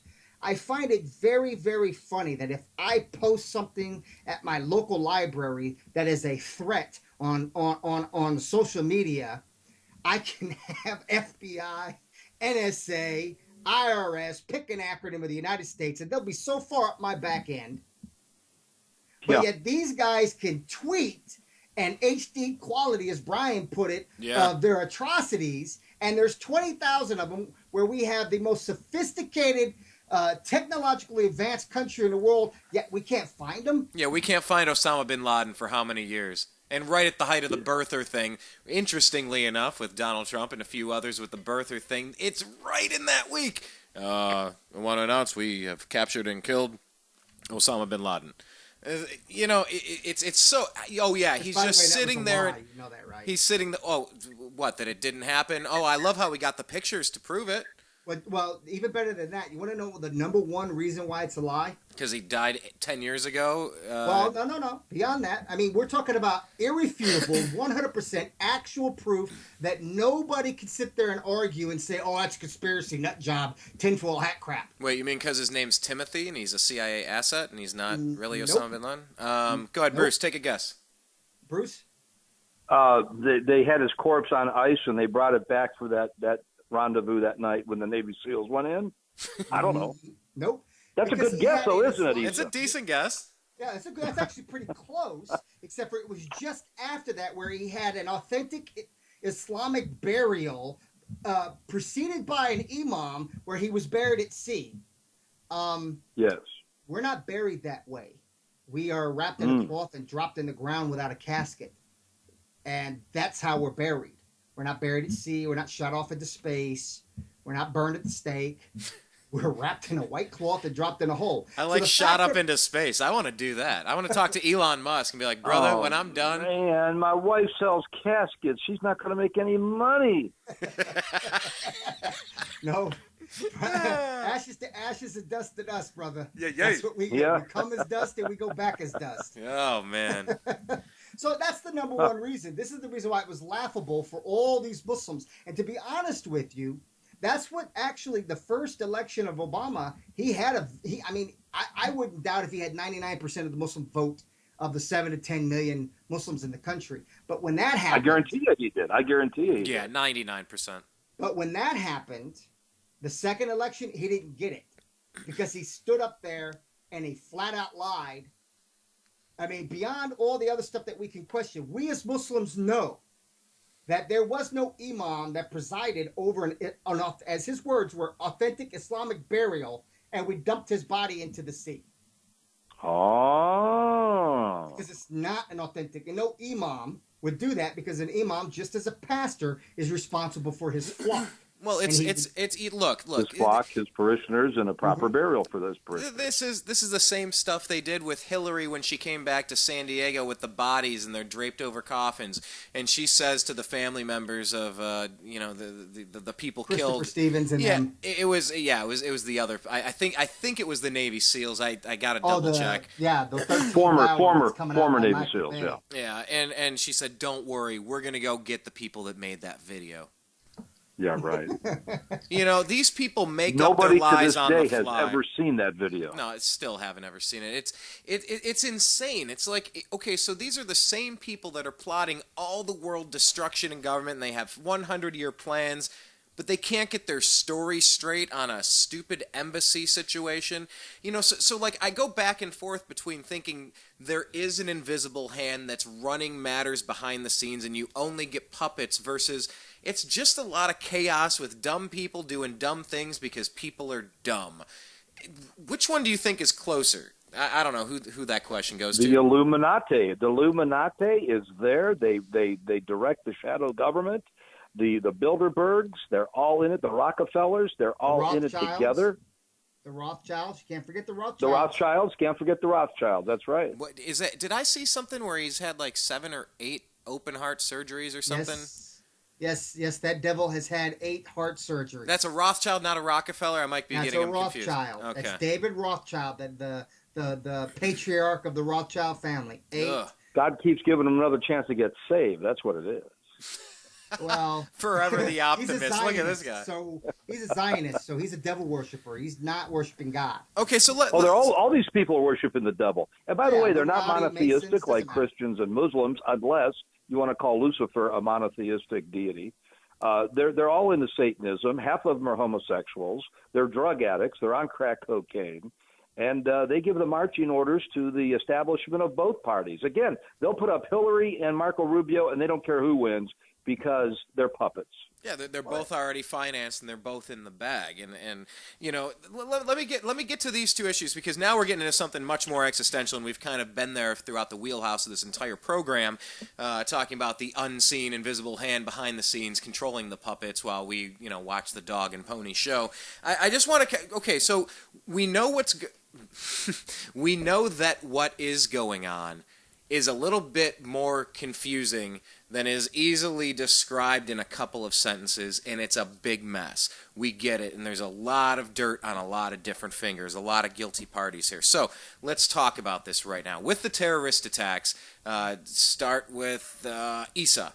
With the terrorist attacks, however ISIS was created, whoever's responsible, how they got there, how the Obama, we can go on that forever, but I'm just talking about, today, what should be done about ISIS and by who?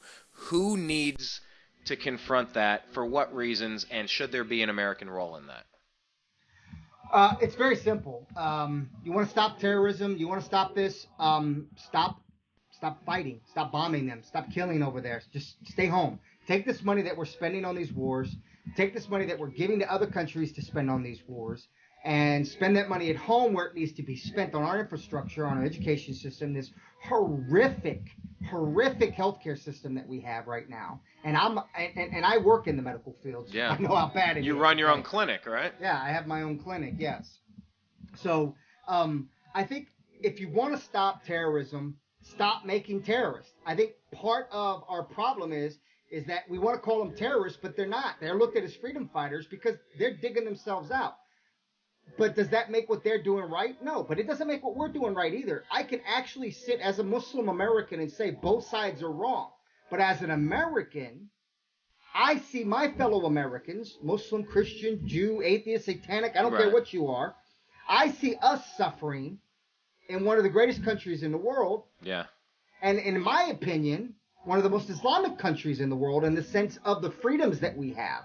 I argue that all the time. People say, well, what Islamic countries out there? There are none, except for America, because America gives me freedom of speech. America gave me the freedom to be whatever religion I want to be. And this is in Islam. So essentially, then you would, to summarize, your answer to that is stop bombing, stop fighting to deal with ISIS. Of course. Okay. If we're not giving them reasons, we're not giving one faction of those people to hate us by bombing them, and we're not actually funding another faction of that group and training that faction of the group, then we're not also creating the third portion of that of terrorism, which is fooling us one day thinking that they're our allies and real Muslims or Christians are going over there to fight with them, and then the next day saying, oh, nope, they're not our friends, they're enemies, now you're stuck, now you're a terrorist, come back home at your own peril. And then, hey guys, yeah. Before Brian, may I just interject one? I agree with what he just said, what Issa just said. Look at Gaddafi. The little dirty secret is, rightly or wrongly, Bush went into Afghanistan and later Iraq. And subsequently, Mr. Gaddafi surrendered all of his weapons of mass destruction and many of his other conventional armaments and became a close ally. And that makes it really, that ticks me off that Hillary Clinton and Mr. Obama killed him and then stuck, like you said, the ambassador out there to be killed. When we had a friend, we finally made him a friend and then we kill him. Yep. But we already said earlier why that was, Bruce. We said that earlier because of the fact is that now he was bringing up making his the standard people for buying oil with gold dinars, and this time. Oh, that's right. Yeah, you did say that. Yeah, his people were actually making money. He was making sure his people were the middle class, not flooding the country and intentionally overwhelming it, the Cloward and Piven system of collapsing the social welfare rolls that we're seeing in America today, among 20 other things. He was actually doing things for his people. As far as my research has shown me, he was turning that country into a pretty nice place, comparatively speaking, if you looked around at his neighbors. North African country. Yeah, he had the wealthiest North African country. Per capita, he had the highest education in that Western Hemisphere. He had one of the best universities in that Western Hemisphere. In Africa, period, but also in the Western Hemisphere, most of the Western Hemisphere. The fact is that, well, let me ask you guys a question. Have you noticed after every single country that we have literally conquered and imperialized or colonized, if you would, or however you want to say it, that falls right in line with General Wesley Clark's memo that was given to him or read to him by one of the Joint Chiefs of Staff back in 2005, or 2001 and again in 2005. Did you notice the very first thing after they toppled the regime that was in control? What was the very first thing that? Hold on, let's do this, Issa. Pause. Remember this point. Jot a note down. The first thing. That's the point that I don't want to steer you from. But So people, if they don't know the thoughts that we're talking about, it's a short clip, maybe about a minute and a half or something here. 10 days after Wesley Clark. I went through the Pentagon and I saw so Pentagon failed and just so many people still have to used to work for me. One of the generals called me in and said, "Sir, you gotta come in and talk to me a second." I said, "Well, you're too busy." He said, "No." But he says, "We made the decision we're going to war with Iraq." This was on about the 20 of September. I said, we're going to war with Iraq. Why? He said, I don't know. He said, I guess they don't know what else to do. So I said, well, then we got some information connecting Saddam to Al-Qaeda. He said, no. He says, there's nothing new that way. They just made the decision to go to war with Iraq. He said, I guess it's like we don't know what to do about terrorists, but we got a good military and we can take down governments. And he said, I guess it's the only tool you have is a hammer. Every problem has to look like a nail. So I came back to see him a few weeks later, and by that time we were bombing in Afghanistan. I said, are we still going to war with Iraq? And he said, oh, it's worse than that. He said, he reached over on his desk, he picked up a piece of paper. He said, I just got this down from upstairs from the Secretary of Defense office today. And he said, this is a memo that describes how we're going to take out 7 countries in 5 years, starting with Iraq and then Syria, Lebanon, Libya, Somalia, Sudan, and finishing off Iran. Yeah, folks. This is Most of the Hold on. conservatives. I'm sorry. Wait, Most Bruce. of the conservatives that I knew at the time were totally against the war with Iraq. Afghanistan, they could kind of justify because that they trained over there with the Taliban. But most conservatives and libertarians that I run with were totally against the intervention in Iraq. It was the neocons and the establishment Republicans. Hang on, let me see if there's any good tidbit right here after that part. Is, had there been no oil there, it would be like Africa. Nobody is threatening to intervene in Africa. The problem is the opposite. We keep asking for people to intervene and stop it. And there's no question that the presence of petroleum throughout the region has sparked great power involvement. Whether that was the specific motivation for the coup or not, I can't tell you, but there's always been this attitude that somehow we could intervene and use force in the region. Okay, so you can pick it up from there. I just wanted to get that. And last that's part why out. Obama does not want the XL pipeline, because it would make us totally independent from Middle Eastern oil, and we like to bomb those people. So this brings us back to, I guess, the original point. Actually, I had a question, didn't I? I wanted to ask. Probably. And I forgot what it was now. Good. I have a question for you, Isa. Yeah. Is it good? I was Thanks, asked this Bruce. question. Now, this is going to sound like a snarky question. It is not, nor is it a joke. This was seriously asked to me. In radical Islam, with some of these terrorist groups, is it true that, and then I have a follow-up question, is it true that if they kill so many Christians, Jews, or Americans, they get so many virgins in heaven? To be honest with you, I can't answer that question for you because I'm not a radical Muslim. I can tell you. Okay, let me ask you this. Then maybe you know the answer to this. Then, since you don't subscribe to that, what do they say if a woman detonates a bomb? Does she get like 25 bachelorettes up there, or bachelors? Well, yep. I understand. Your point isn't really so much what, about the radical Islam portion of it. It's about the 72 virgins thing. That's really your question. 72 right? virgins, thank you. Yes. Okay. And the sensuality component. I mean, do the women get 72 virgin males up there? Yes. According to these terrorist groups. Well, it's not according to the terrorist groups now. All right. Well, according to the terrorist groups, the more Christian, more infidels you kill, blah, blah, blah. That's false. All right. But there's not like a scorecard. The more you kill, the better you do. Except for good deeds. Just like Jesus said, faith without works is dead. Okay? And the Quran does not consider killing an infidel a good deed. Absolutely not. Allah says in the Quran, He says, no one has the right to take a life that I have made sacred except for in self-defense or in pursuing justice.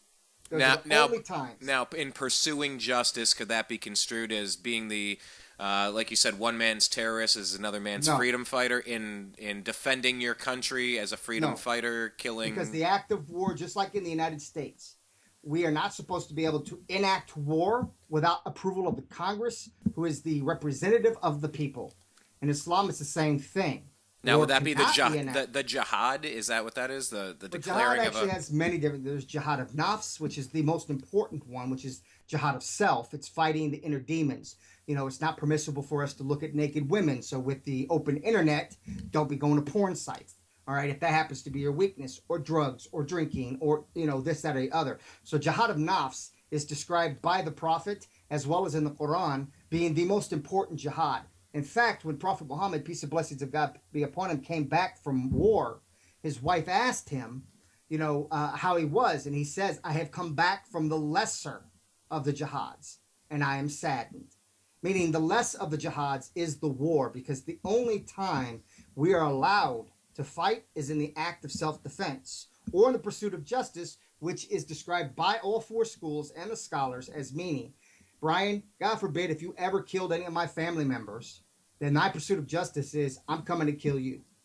Okay, so that's justice in your own hands. It's not a legal system. It's not Sharia. Correct. It's you can go out and kill that mofo eye for Correct. That's like Hammurabi law. Do I have that right, Bruce? Eye for an eye, tooth Yes, for a tooth? yes, yes. Okay. And also ancient Judaism had that as well. Christians do not. Jesus said, turn the other cheek. Yeah, that turn the other cheek thing. I mean, how does that reconcile with the Second Amendment? Let me clarify that, fellas. Let me clarify that. Okay. However, he said Jesus basically said if somebody breaks into your house, you have every right to defend them. And he said if you do not protect your own, you're worse than an infidel. That's exactly what I was getting ready to quote myself, because every time... Really? See, great minds think alike. He's I actually quote that verse myself. Okay, well then let me ask you about the Syrian question with the refugees. Can I answer Bruce first? Oh, yeah. Go ahead. We got sidetracked on something else. Of course, we always do. I know. As far as the 72 virgins are concerned, we look at, just take Revelations instead of the whole Bible. We'll just take Revelations of the Bible, for example.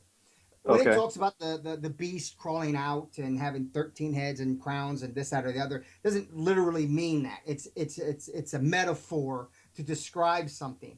Heaven is also a metaphor described in the Bible as well, and so is hell. Now, it's not just metaphoric, but it's also literal. But it's literal in the sense that it is giving you a description of both heaven and hell at what we can understand on this level. We know that fire is hot.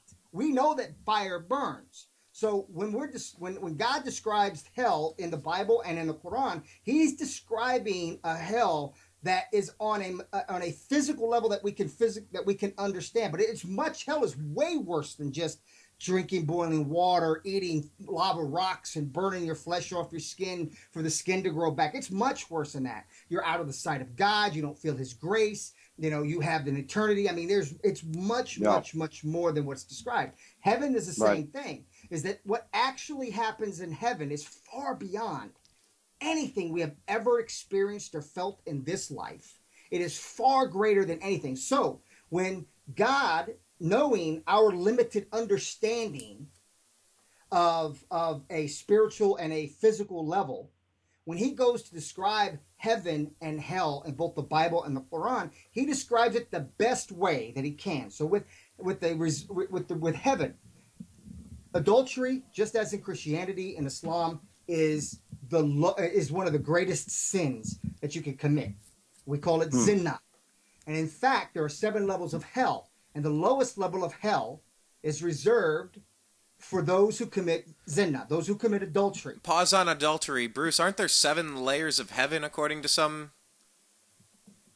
That also I believe, stems from Islam, or the 7th heaven. Is that true? Levels of heaven as well in Islam as well. Oh, okay, yeah. Christianity has 3 heavens.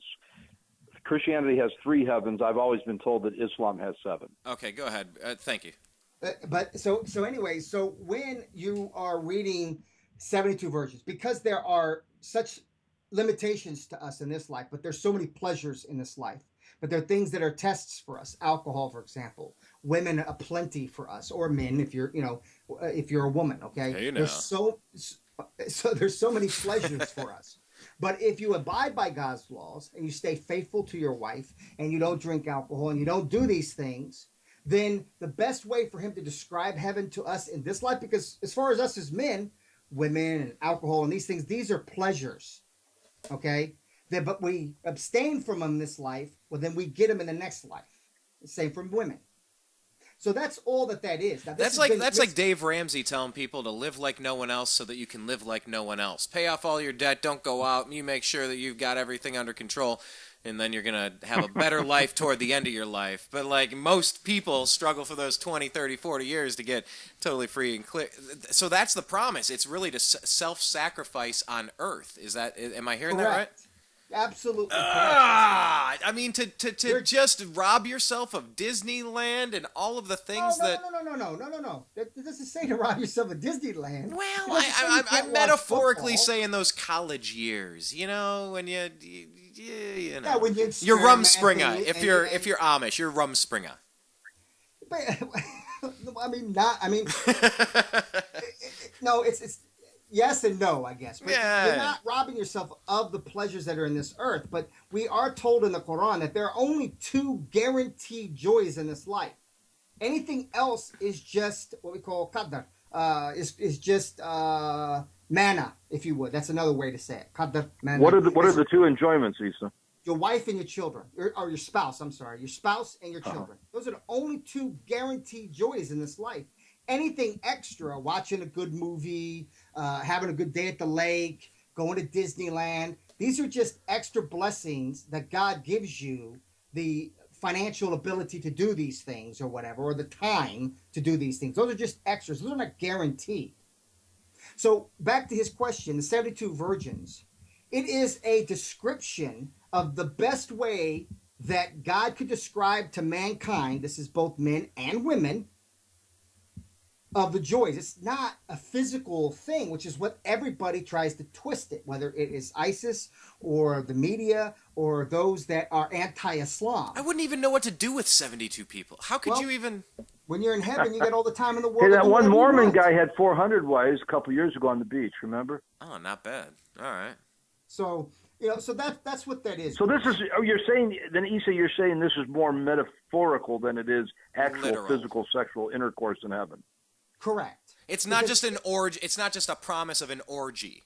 Because that's how I always view it. It's like, hey, we got 72 people that are going to take care of you. It's like, man, I'm not even going to go there. But it is because God in His infinite wisdom knows the level or the limit of our imagination, of our ability to fully understand how detrimental hell will be to us and how enjoyable hell will be to us. There's no words on this earth. You mean heaven? English, you mean heaven? Yeah. Right, in heaven, I meant. So whether it's English or Arabic or Hebrew, it doesn't matter which of the languages it comes in. There's no language on earth that can fully describe exactly what heaven will be like, because we don't experience but the 10th of a percent of it on this life. Well, hey, while we're talking about 0.1%, let me bounce it back over then, because that's the number that we're concerned about. To the tangible stuff. What do we do with ISIS? Do we attack them? Do we just stop fighting and it's all going to calm down? Bruce, I didn't get your side to that.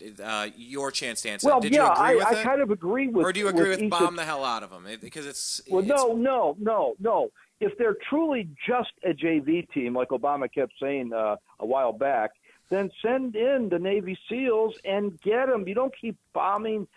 I knew in my soul and spirit that on the day of the initial attacks under Bush 41, Desert Shield becoming Desert Storm, when we went after Saddam in Kuwait, in my spirit, I think it was the Holy Spirit telling me that this is going to come back to bite us one day. This is going to come back to nip us in the heel, and they're going to bomb us one day. Well, sure enough, 9/11, if you believe that it was actually done by Al-Qaeda, and I think it probably was, I think if it's just a small JV team, send in the SEALs or get together with some of these special high-crack teams from some of the Arabic nations and do it together. I don't think you need to keep bombing. But something, but like Issa said, everybody was burned out because of quote unquote boots on the ground. Well, sometimes you got to put boots on the ground. Well, and that gets me thinking more about Saudi Arabia again, because another concept with these refugees, and I want to get back to that question because I pressed pause on it, but you guys were both referencing that quote about a man who's not willing to stand and fight, and it brings me back to these refugees. There's a lot of Middle Eastern countries that are not accepting refugees, yet the United States is supposed to go ahead and go along with this. And however, if we want to sit and debate if the people that are buying into ISIS ideology, Al-Qaeda ideology, Boko Haram ideology, all this nonsense, the fact of the matter remains, I've seen the meme going around, well, hey, here's a jar of M&Ms. 10% of them are poisoned. How many handfuls do you want to give your kids? Okay, so debate the facts. Like you said, Issa, less than 1%, or I've heard, varying numbers on the percentage. My question to Bruce, you're a man of God. You're supposed to help people in need. But, there's this legitimate conversation going on now about the Trojan horse aspect of letting all of these refugees flood wherever they feel like going without diverting the flow of water, if you will. What is your overall take on this refugee crisis? Because this is something now that, 33 governors have said, don't you dare do this here. And the federal government, I think, technically has the ability to do whatever the heck it wants, but that doesn't mean it's going to be good. What do you suggest doing right now with the refugees? Okay, here's what I suggest. And I know Issa may disagree with some of this, but again, I go back to what my friend Sir Earl Toon said, and he represents an African-American liberal point of view. But it goes along with kind of what Issa said. Number one, let's take care of our vets first. Number two, let's take care of our homeless here in America. And number three, let's take care of our senior citizens and our retirees. Okay? And then, like Issa said, we've got infrastructure, we have educational problems, we have a messed up healthcare system. That's number one. Let's take care of our people. Number two, I love Syrian people. My heart is bleeding. As a born-again Christian, Brian and Issa, my heart aches for these poor people. The reality is, and you didn't know him because he's a lot older than you, but we had a cousin, Alan St. Clair, in Pennsylvania, Brian, that married a Syrian girl. She was a lovely girl. She was a beautiful young lady. I love Syrian people. But let's, first of all, I think we should do two things. First of all, let's start making some sanctuary areas in friendly Arabic nations in the Middle East and Northern Africa. Let's have a goal of making a big one in Syria, and then that'll give us some time to bring over the law-abiding, peaceful Syrians. I think the first question we should ask them, not are you a Muslim or are you a Christian, but do you believe in religious freedom and religious tolerance? And the president keeps saying, well, we're going to vet these guys. We have the best vetting system. And then his own FBI director turns around and saying we don't have any vetting system, which is true. Bruce, and they also told us that healthcare was going to go down $2,500 a person. They also told us Benghazi was about a YouTube video. On and on and on and on. You cannot trust this administration's competency nor their intentions. And it's exactly one of the best integrity, memes that intentions, or honesty, right, and competence. And one of the best memes that I've thrown around this week. And yes, a lot of them go up on agree to disagree, Issa, as you mentioned, and I like the chance to hash it out. And I don't need everybody defending every point of view necessarily, but hey, let's filter them to this point and let's talk about it. Before you toss it back to Issa, let me point to a guy I think we'd all admire. Okay, we'd be split on Reagan or Kennedy or the Bushes. Let me go back to Harry S. Truman. Harry didn't have a college education. Hold on. Keep it on Harry Truman's college education. I'll bounce it right back to you. But the only point I was going to make there. I'm sorry. Go ahead. No. When I was talking about it, one of the memes that kind of strikes me the most, it's a piece of notebook paper, and it says Obama administration. I'm paraphrasing. I don't have it in front of me. I should pull it up. But it says Obama administration policy on Syrian refugees. It has two boxes. It says, question, are you a terrorist? Yes or no? Choose one. Period. And it's like, okay, yeah, we'll believe that you have everything under control. And I had this point earlier, and I'll bring it right back to you, Bruce. Obama and Charlie Sheen strike me so similarly right now because they're both arrogant and they both think that they have things under control, and neither of them have that right at all. So I'm sorry, I just wanted to wrap that point up and give it back to you. Yeah, no, and I'm not going to belabor this point, and let me just say something, a little addendum to that. I agree. I have never seen a president, I go back all the way to Eisenhower, I have never seen a president more egotistical, more prideful, and more stubborn. Oh, my goodness. But take Harry S. Truman. Harry S. Truman was a Democrat, didn't have a college education. He ran his haberdashery into the ground financially during the Depression back in Independence, Missouri. They say he was, his critics say he was a pawn of the Pendergast Democratic machine there, but I never did quite buy that. They were certainly behind him. You have to have somebody behind you and some money if you're in politics. He took the Ku Klux Klan head-on in Independence, Missouri, challenged them, won on like 300, and he got elected to the Senate.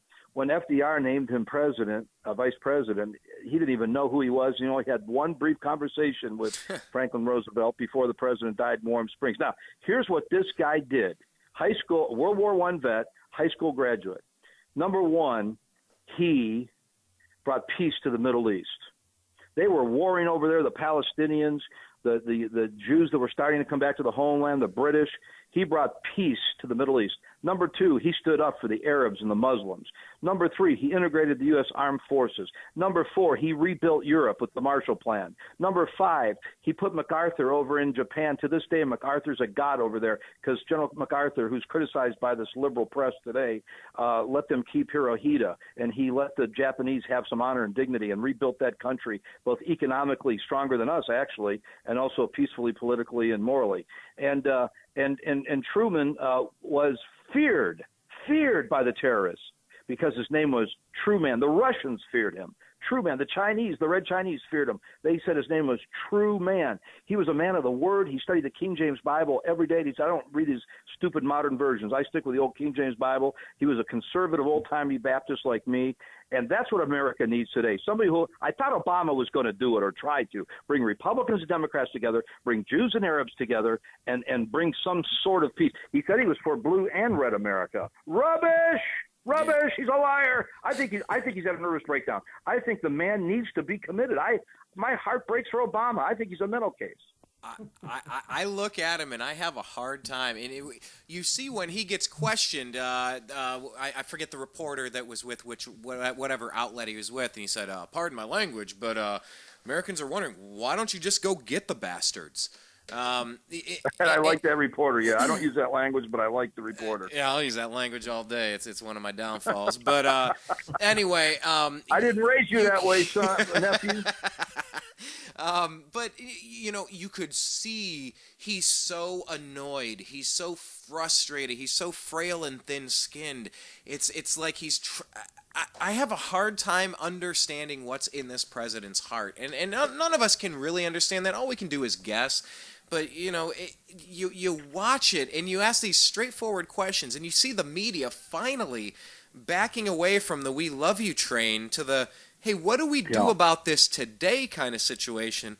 And it seems like they're running circles around him. Issa, I am somebody who will subscribe to the occasional right-wing party line, if you will, because all I know is there is a problem. Now, are the CIA behind it? Who's really behind the funding of these groups? Whatever.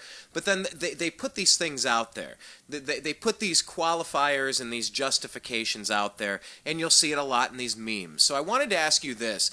Regarding what the Quran says about killing infidels, about all of the things you've probably heard, maybe your whole lifetime, or especially, how long have you been... did you convert 10 years, 15, 20? 22 years ago. 22, yeah. I was going to get there if I kept going. 22 years. The things that people are saying are in the Quran. Are there any things that you've been seeing that you want to discuss and say, yes, it's in there, but it actually means this, or no, that's not actually in there. No, that's why we don't believe that. These are nut jobs. Is there anything you wanted to kind of clear up on that side? Because I see it all the time, especially like you'll see that meme and it'll be like 10 different Quran verses. and it's like, okay, oh my God, they're evil. Oh my God, look at the demon. Holy crap, really kill them. And by the end of it, you're just like frothing at the mouth. You're like, these guys are monsters. Is there anything off the top of your head that you wanted to kind of refute or kind of correct for people if they have a misconception? Well, I got an echo here.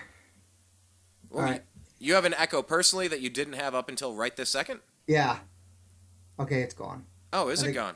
Yeah, I think I fixed it with my gain on my mic. I think it was my mic. So anyways, I'm sorry about that. You got some good gain over there, or good game. Yo, check out these guys' gain. Okay. So, you're right. There's a lot of them, and they're cherry-picked verses. 22 years I've studied Islam. But I've also studied Christianity, and of course I'm not a theologist like Bruce is. I haven't gone to college for it. I haven't gone to seminary or things like that. But I've studied a vast majority of religions, from Buddhism, Taoism, Hinduism, Catholicism. Anything that's got an ism on it. I've got a book on my shelf behind me, and 22 years I've studied them. And the one thing that I can do with any of these books is I could cherry pick, and I can make a religion sound as horrible as they're trying to make Islam sound, or as peaceful as they actually really are. One thing I argue with atheists all the time, because they're always on and on about religion, religion, religion. And I'm like, it's not the religion. It's like a gun. Take a gun and put it on the table. Yell at that gun. I mean, threaten that gun. Tell that gun you're going to kill it. And see if that gun gets up off on its handle and pulls the hammer back and shoots you. Okay? Yeah, it's an inanimate object. I use the analogy of a vehicle or a car, an automobile. You know, it's an inanimate object. I can use it to go to and from work. I can go see the country, or I can jump up at the farmer's market and kill 32 people if I really want to be an asshole that day. Exactly. And it's the same thing with the religion.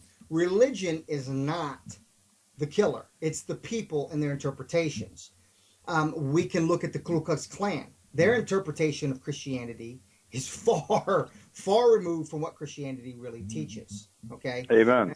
It's far removed from it. Same with Westboro. Even though Westboro isn't killing anybody, but you know they're even far removed from it. Okay, it's no different than ISIS and things like this. So when I see these people that have, by the way, we just one little quick statement here, Issa. We totally, every Baptist minister I know in this country totally condemns Westboro Church.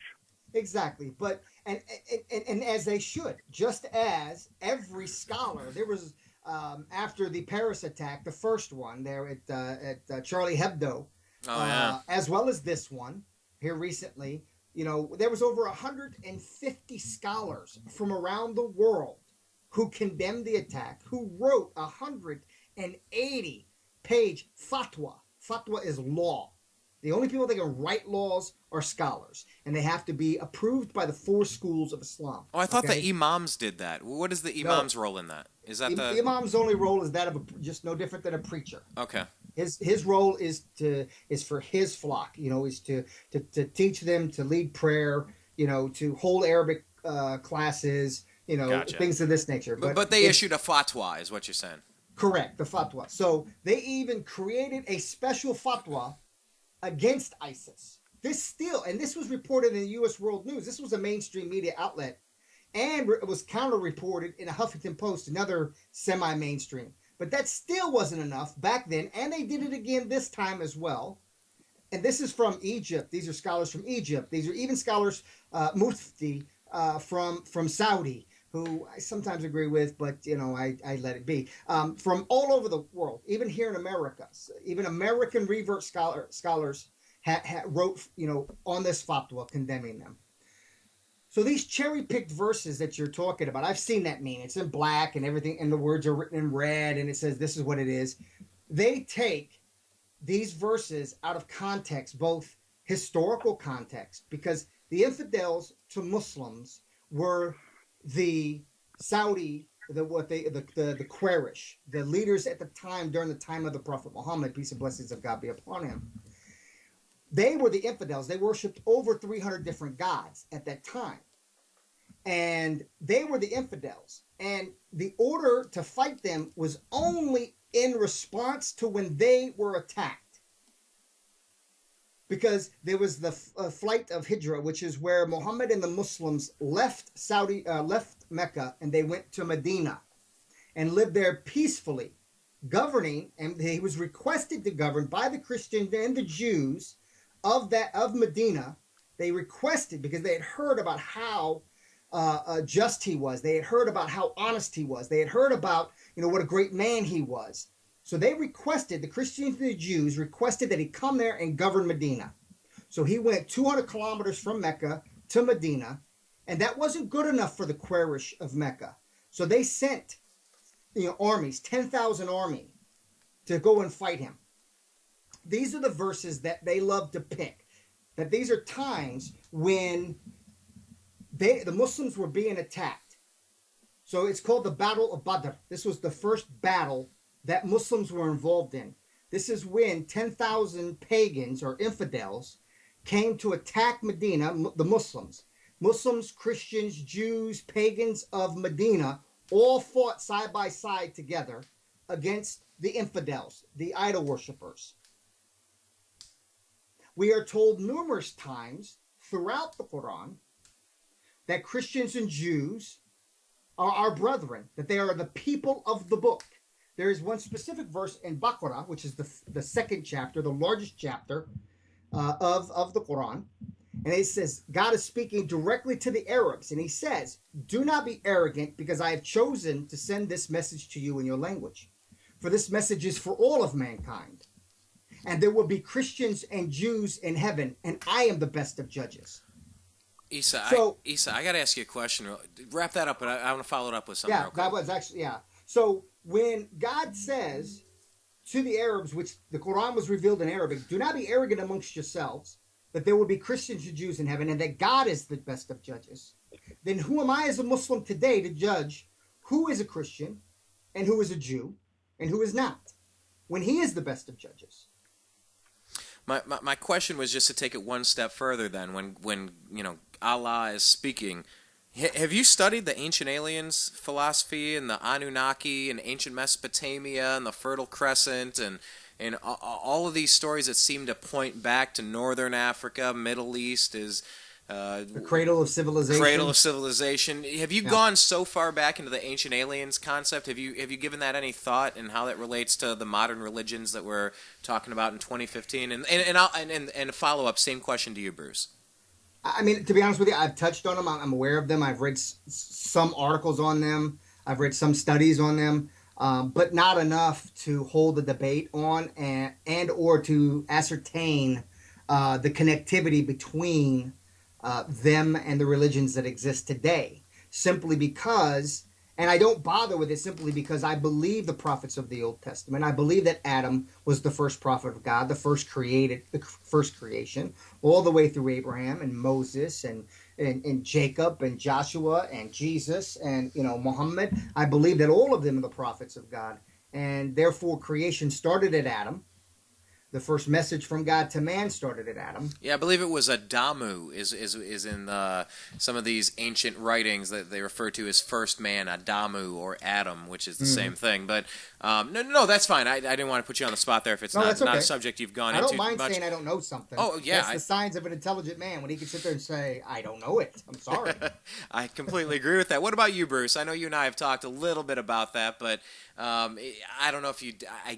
I would get, if I had to guess, I would say that you would subscribe to the 4,000-year-old Earth policy or the philosophy or theory, at least. I don't want to put words in your mouth, but have you gone into the ancient aliens component of this? And well, since I asked it, how old is the Earth? I don't know. Where do you stand on that? Yes, when I was in the 8th grade, I read von Donigen's book Chariot of the Gods, Right. And used to hang out with a lot of people in UFO and flying saucer clubs in both Cleveland, Ohio and Salem, Ohio. And I've come to the conclusion on this point. I will also agree with Isa. I do believe in the literal interpretation of the book of Genesis, that the Lord created the world in 6 days and rested on the seventh. And those were actual physical 24-hour time periods, because it says the day and the night were the first day, so to speak, the darkness and the daylight. And also, yes, actually 6,000. I think you meant the reference. Most evangelical Christians and fundamental Christians believe that the world is 6,000 years old. I believe the dinosaurs were on the ark and they just became extinct, like many animals and many species today become extinct. But because we do know and I think carbon testing only is good for several thousand years. I don't, this Carl Sagan that the Earth is billions and billions and billions of years old. How does he know? Well, he did know. He's deceased. Well, I would say I definitely get into the Atlantis stories of things tens of thousands of years ago with civilization, and the last time we screwed this up with technology. And yes, I did mean 6,000 years, because 4,000 years BC plus the 2,000 years AD is the 6,000. Yes, you did correct me on that. I wanted to get back to this one point that both of you were talking about. Can I interject? Brian, may I say one thing, please? Isa first, and then Bruce. Isa first, and then Well, Bruce. I was going to say about the aliens. I was reminded of something in the Quran. There are several verses, particularly the first one, Al-Fatiha, that talks about that that God is the cherisher and sustainer of all the worlds. It doesn't say world, but worlds. Plural, correct. And he also mentions that mankind is one of his greatest creations. But at the same time, he also says that man is better than all of his other creations. So there are some scholars through these interpretations of these verses that I mentioned, just loosely mentioning right now, that the probability of there being lives on other planet is a possibility, but there's not enough evidence to do it. But they all agree on one thing: does it really matter? Right. If he's the be all, say all, well, no. What it means, alpha, does it really omega matter for us in this life? As far as what our responsibilities, the meaning of life. The meaning of life is simple: to worship the one and only, and to get to heaven, not to hell. That's it. So does it really matter if there is some other hominoid life form on another planet? Even though that there is some scriptures in both the Bible and the Quran that can kind of lead you to think that there's a possibility that God, and he could do this if he wanted to, has created other lives on other planets. Yeah, but does it really matter in the grand scheme of what our purpose in life is? Right. No, it doesn't. Yeah, it makes me wonder about alternative universes. If to talk about now, we're getting super next level, but these are the things I find absolutely infinitely interesting. Bruce, you had a comment on this as well. Bruce, you still there? I think we lost Bruce. No! I think we lost Bruce on that one. I think literally. I think we lost Bruce on that one. And metaphorically, we might have lost Bruce. He's like, I'm gone. I did not raise Brian to think like this. I'm out of here. Sorry, nephew. I'm back. Yeah, we said literally and metaphorically we might have lost you on that one with all the ancient aliens talk. We were kidding, of course. But you had a comment on that as well. Isa was talking a little bit about how in Islam that he's the creator of worlds, which is plural. And you said you had a comment on that philosophy as well. No, I was just going to mention the gap theory before Isa brought that out. And Isa is exactly right. If there is, I grew up in the 50s and 60s, early 70s, where we were told that there were definitely Martians on the planet Mars. And now we know, because of sophisticated, high-powered telescopes, that there is no human life form. There's maybe some plants and water.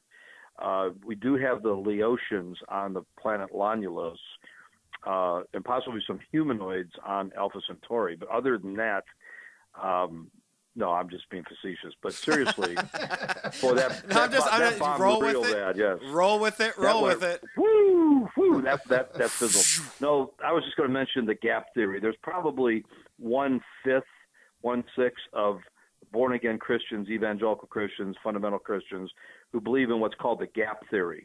That I do not subscribe to this, by the way. I'm a literalist, but they say between Genesis chapter 1 and verse 1 and Genesis chapter 1 and verse 2, there was a gap of time of millions of years, and that's where the dinosaurs were, because the writer of Genesis uses the word replenish, and the Bible says God replenished the earth, and their theory is, well, how could you replenish something that didn't if there exist wasn't before life before this? But that's called the gap, GAP theory. I'm not familiar with that. I'm going to jot that. I'm jotting that down. The gap theory, because you know what that sounds like. I don't know. That sounds like a converted Jew who may have been an attorney. I'm making a stupid Jew joke there. Anyway, no. It sounds like somebody. As I talk to a lot of Jews. Have you ever heard of that, Isa? Isa, have you heard of that? The gap theory? Yeah, actually, I've heard it. I've actually heard it argued on our end as well, as far as Muslims are concerned. But I think the part that you missed, that was kind of for my faith, what kind of the scholars have said, is that sometimes if you get bogged down in some of these immaterial things, we're missing the main purpose of what we're supposed to be here on this earth for, and that's to worship the one and only, and to earn our way into heaven, and that's it, period. This is but a fleeting life. Prophet Muhammad, peace and blessings of God be upon him, said that we as people are like foam of the sea, where we come up on the shore, we're there for 1 second, and then the sea goes back out and the foam is gone. And that's pretty much all our lives are. It's fleeting. So the only purpose is here. So if there's aliens on the life, if there's a gap where one day actually wasn't 24 hours that they were talking about in Genesis, but was, 100 million years or whatever per each one of those six, making 600 million years or whatever. Right. What if that day was a longer denomination of time? If the days and Right. I've nights heard took some longer. Christians argue that as well. Some Christian theologists argue that as well, that because the earth was new, that the days were longer, and that's the reason why they said that, that Moses was 120 and Noah was this, and, But because, it makes me think though of somebody that I've had my Jewish buddies tell me that when they go to synagogue and they're having their conversation, it's like, well, we break it down and it's almost like a lawyerly kind of thing where it's like, all right, we're going to take this word in this page and this paragraph and this phrase and this little, and we're going to interpret our own way. And I guess in a way that's what you're saying with Islam when some of these crazies are interpreting their own crazy way. That it's like, well, when I hear the gap theory, it's like, hang on, I'm going to sit around for a couple of weeks and I'm going to really think about this. And eventually you have the aha moment. You go, it's the gap theory. And this can actually solve it, and you cannot prove me wrong by throwing it out there, and that'll fix it.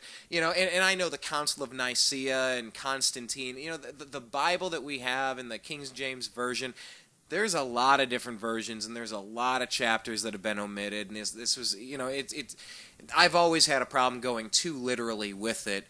But once again, like you said, Issa, the point being here to earn your way into heaven, I will agree in that way that I personally feel like it's to just be the best person you can be to yourself, your local family, your neighbors, your local community, and be the best human being you can be to kind of, if you have to meet your maker at the end of the day, you can say, well, Lord, I tried. I gave it everything I had to the best of my ability. What I felt was right. I tried real hard to make this work. But I want to get back real quick, both Bruce and Issa, about that concept about the man who will not stay and fight. You guys are both quoting that phrase. Would one of you want to kindly reset that for me, if you remember what I'm talking about?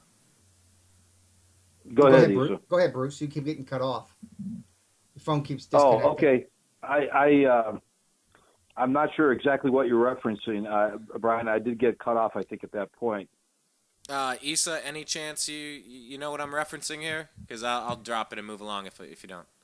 Well, you're saying the man that refuses to stand and fight. I think we were talking about where Bruce had mentioned something about, and correct me if I'm wrong, didn't he mention something about where Jesus said, turn the other cheek, but yet he also said a man that will not defend his family, his neighbors, is an infidel. Yeah. Is that what you're talking about? Yeah. Worse than an infidel. Yeah. Yes. So yes. Getting back to that point, I don't see if this actually ties into what Bruce and I were talking about with Israel as well, is that if somebody comes into your home and says, this is mine now, or somebody drops a bomb on your house and says, that, well, we thought there were terrorists there, how can you fault them for fighting back? I mean, how can you fault them for being angry at those who have oppressed them or have taken their homes, their livelihood? It's not about pointing blame and saying, oh, well, yeah, they're killing 123 people in Paris and several people in Mali and they're doing all this. And that's fine because we've killed, 1.5 million Iraqis, almost 3 million total Muslims in 14 years. So tit for tat, that's what you get. No. It's bullcrap. But that's the blowback philosophy that Ron Paul was, to circle back to Ron Paul for just a quick second, that was his concept on foreign policy. It was like, look, we're getting blowback. Why are we getting blowback? Because the CIA just released information that we overthrew the Shah of Iran back in the 70s. And it's like we've been meddling. Jimmy Carter held, and I campaigned for him twice. He's a nice old man. Praying for him, he has cancer, brain cancer. Jimmy Carter hung the Shah of Iran out to dry. He was no choir boy. He was no Sunday school angel, but he was one of the few allies we had over there. He was with Democrat and President and Republican presidential administrations from Lyndon Johnson up through Nixon and Jimmy Carter hung him out to dry the same way the Clintons and Obamas did with Gaddafi. Well, Yeah. let me bounce it back over to Issa. What do you think? And go ahead. let me focus this question first to Issa, and then I want the same question replied to by Bruce as well. By the way, guys, thank you very much for joining me. Because I know where I'm going with this question. I'm not going to forget. But real quick, Issa, tell people where they can check out your radio show, and Bruce, Sure. real quick, tell people where they can follow where you're at on social media with the projects you're working on. I don't want to. I want to make sure that I don't forget to put that out there. First, Issa, then back to Bruce. Sure, you can go to my website. It has all my articles I've written, all of our radio shows, as well as a lot of my television interviews are all up on my website. You can read all about me at www.wakeupinmerica, Merica. Make sure you drop the A on the front of America. So that's wakeupinmerica, Merica.com. Come on over. We have a live chat room during our shows Tuesday nights, 8 p.m. Pacific, and I guess that'd be 5 p.m. Or Pacific. No, I'm sorry, 8 p.m. Eastern, 5 p.m. Pacific is what I meant to say. So come on over. We have a live chat room. You can chat with us, ask questions, try to make fun of us. We like those. Troll us. We love those. And we also have a phone line as well. That's on our website there on the Listen Live tab, and where you can call into the show. We love our callers. We have a lot of great guests. We just had Brian Champion last week. He did a video after that North Carolina girl was assaulted by that police officer because she refused to get up. And he did a rant on his dashboard that had 7 million hits within 1 week. So we had him on last week. That was a great show. Wait, which one was his rant? What was that about? I'm trying to remember if I saw that. Remember the girl that refused to get up and go to the principal's office, and that police And the sheriff officer, deputy pulled her up by the hair and slammed her up against the wall or something. Onto the floor, did all of that. Yeah, he Did- did. I think President Obama brought her to the White House and honored her, didn't he? She made a clock. Or wait, No, are we confusing stories? No, that was the kid. That was the not boy me. here in Irving. That was the young man here in Irving. Did that. And He's that back was in the a Middle little East, by fishy the way. 'cause his father's an activist from their home country. And Oh, that's yeah. a little fishy there, but that's another conversation. Yeah, if by a little you mean the ocean is a little wet. Yes, but go ahead. Tiny bit wet. But yeah, he did a rant about that. He does a lot of rants. He has his own television show. It's the Dave Champion Show that he does as well, and he's also written a book on taxes are illegal and how Americans don't owe taxes and shouldn't have to pay taxes. And author of that book there. So he was a great guest last week. He's a ex police officer, Army Ranger, Los Angeles PD actually. Sergeant as well as ex-Ranger. But he was a great guest last week. So we get guests like him. We had Dr. Jill Stein. She's the running for president under the Green Party. She was a guest on our show as well. And then we have a huge Israel, just for your listeners that may be interested. We have a huge Israel segment coming up. I'm working out, trying to get schedules worked together with Miko Piled, who wrote the book about the general's son. He was the general of the IDF. He was the son of a general for the IDF in Israel, as well as Cynthia McKinney, the ex-congresswoman that was over there on the Gaza flotilla. Kevin Nietzsche was also there. And then also we're trying to get George Galloway, the mayor of London. I don't know if you're familiar with any of these guys. But we're going to be doing probably about a 3 to 4 week thing about Israel and the occupation. I wonder where you got that idea from. You're just moving faster than we are. That's why I was a little hesitant about doing yours, but I figured, let me get to practice and go against this learned creature, and then that way my chops will be nice and loose for when I go up against these heavyweights. Yeah, you have a sparring partner on the side, so that Ronda Rousey versus Holly Holm. You got your act together. That's right. Oh, that's good. No, that's where you can catch me again. Wake Up in America, Merica.com. America. And to you, Bruce. America. Same thing as well. Yes. Are you asking me? Yeah. Yes. Yes. Moving over to you. I didn't know if you were done with Issa there. Yeah. By the way, I will be checking that out, Issa. And you had mentioned the last time when we did the previous show that you were going to invite me sometime to be on your show. I'd be highly honored to appear on your show anytime. And you can get a hold of me at www.triumphbaptistchurch.org. Just think of the motorcycle, Triumph Baptist Church. That's in Fort Worth, Texas.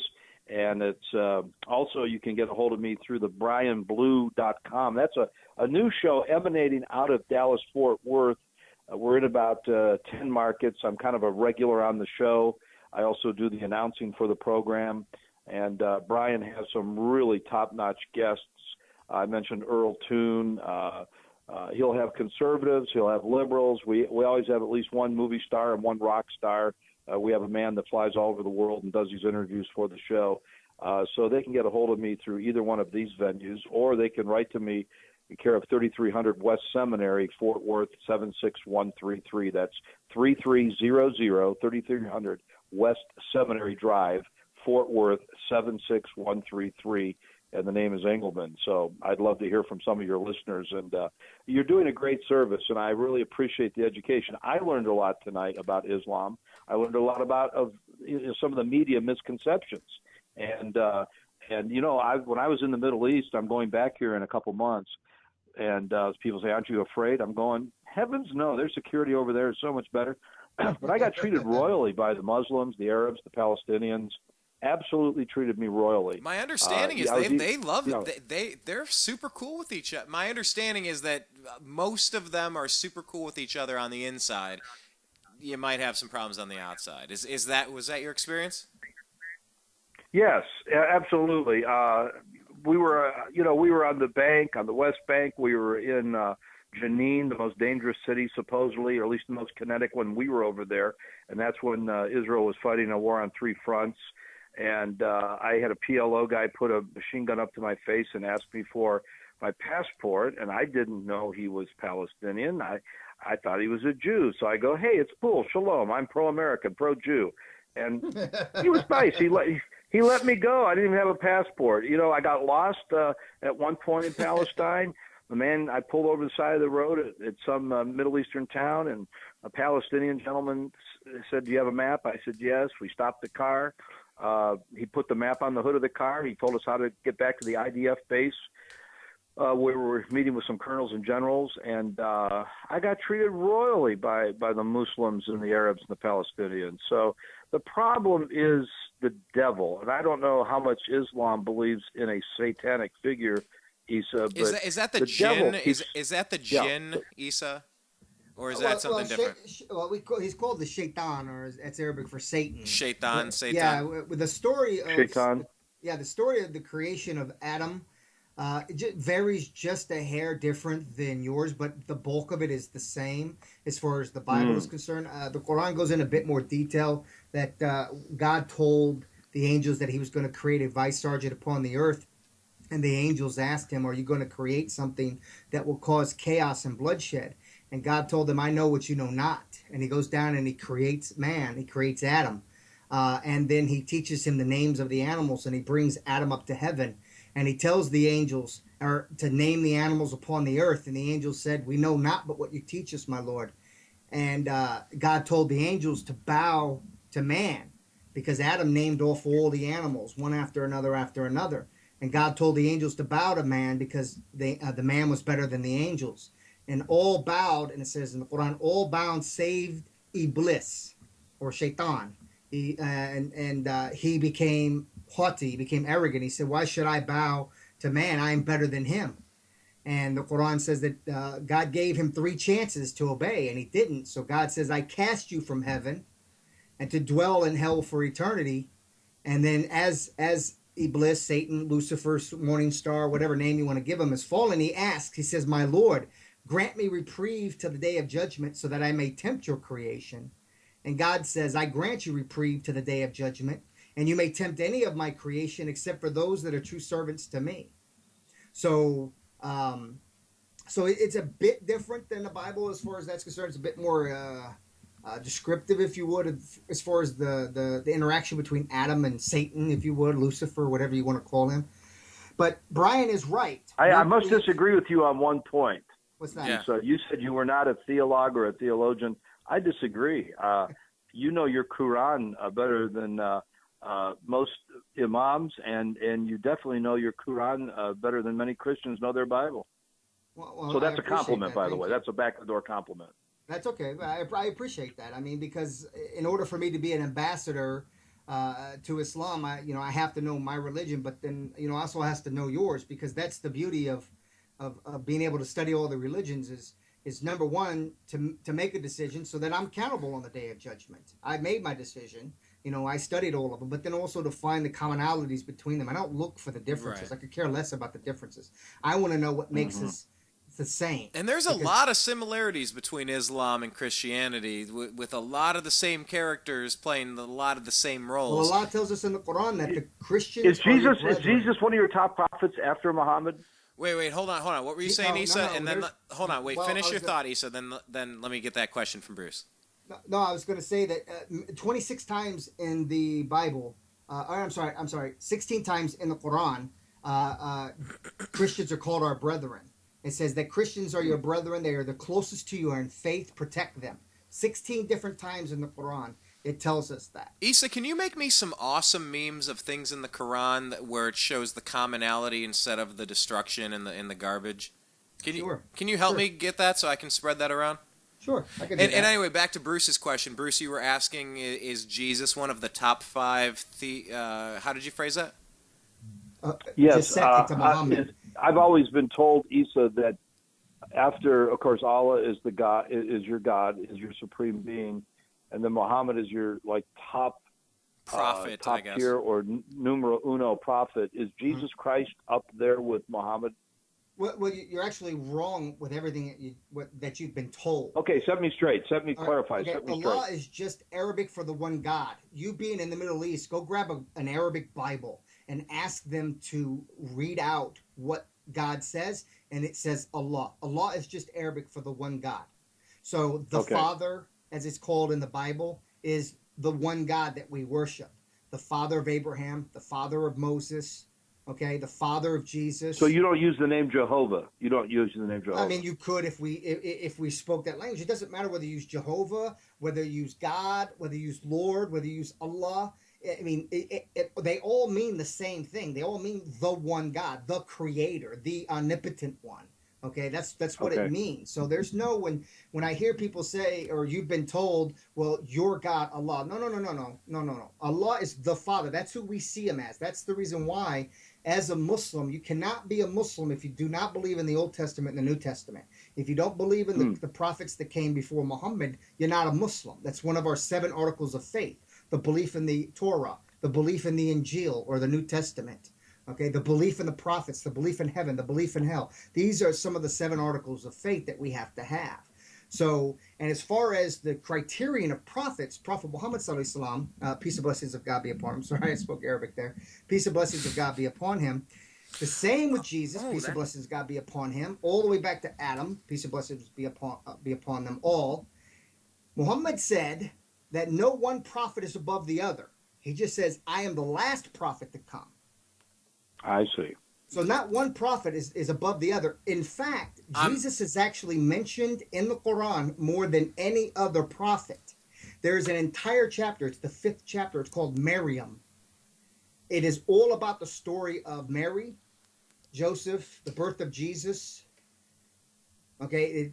So Mary is called Miriam? It's called Maryam or Mary. Maryam is Arabic for Mary. Okay. Okay.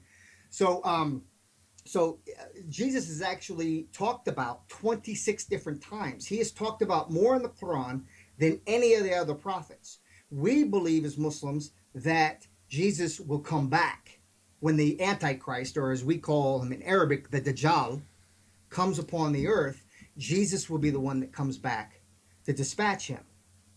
Oh, but isn't this part of what's going on? Is that this is supposed to be the end times, and this is supposed to call upon, going for the caliphate and ending the... Isn't this part of what...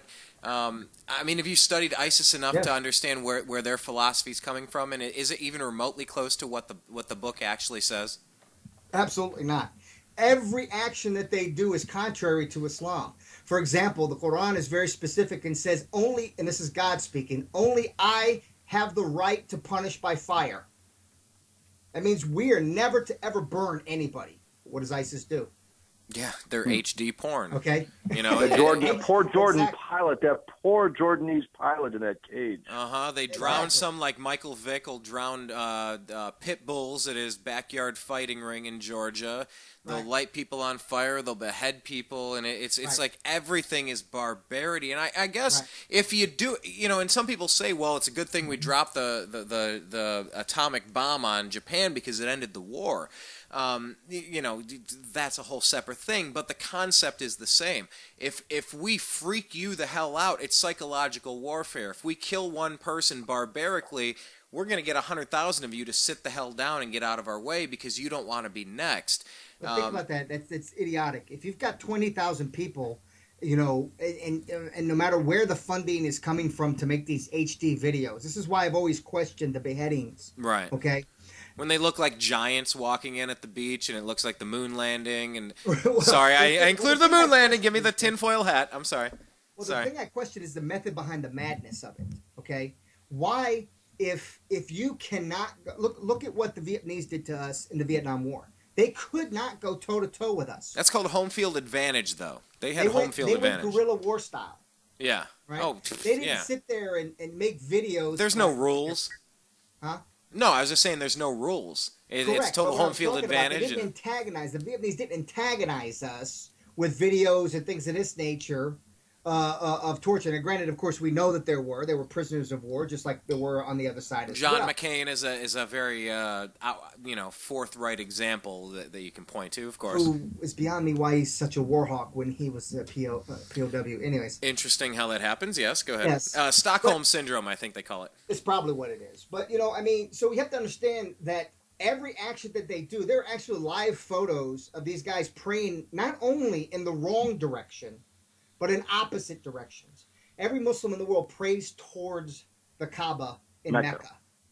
Okay, every Muslim in the world prays in, you know, granted, depending on where you are at in relation to the Kaaba, we all pray towards the Kaaba. But there are actually several different photos of these ISIS members where, you know, you can't tell if they're praying towards the Kaaba, but you have two sets of groups literally praying in opposite directions, prostrating themselves in opposite directions. You know, I mean, so the list goes on and on and on about the fact that nothing that these people do is Islamic. Absolutely nothing that they do is ordained according to the Quran. Nothing. I have said verse after verse tonight. These are all verifiable. You know, and I'll be glad to give you the verses, and we can. Yeah, and Isa, I mean it.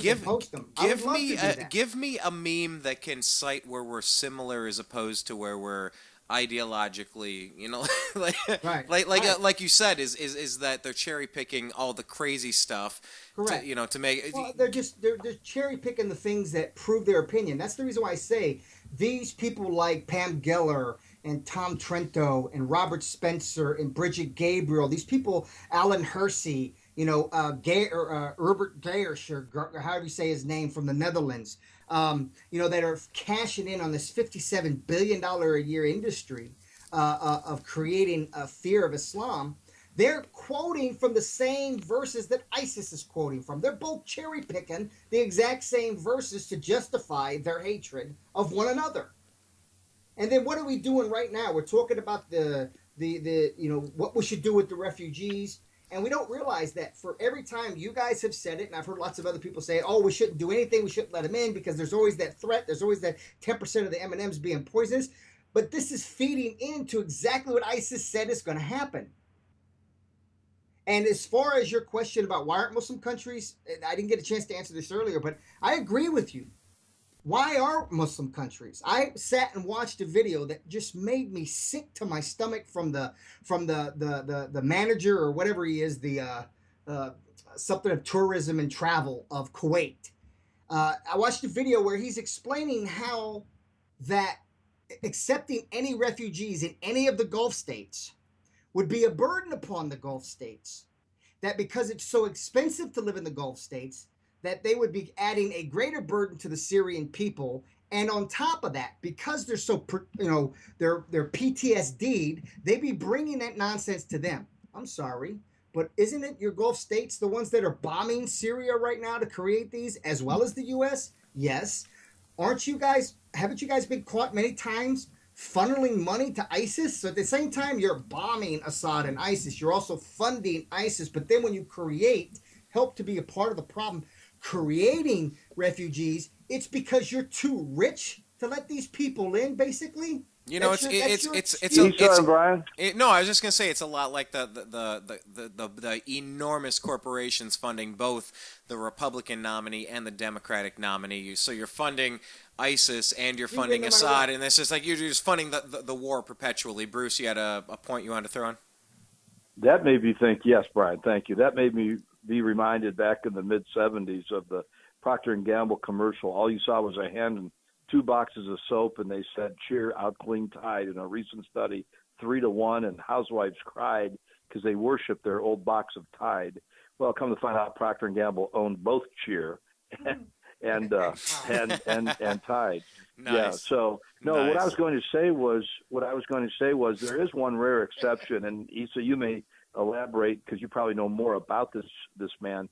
The new president of Egypt, he has been very outspoken against the. Is that correct? About the misinterpretations of Islam. Sisi? You're talking about Sisi, who is a hypocrite beyond all hypocrites, and I can't stand the man.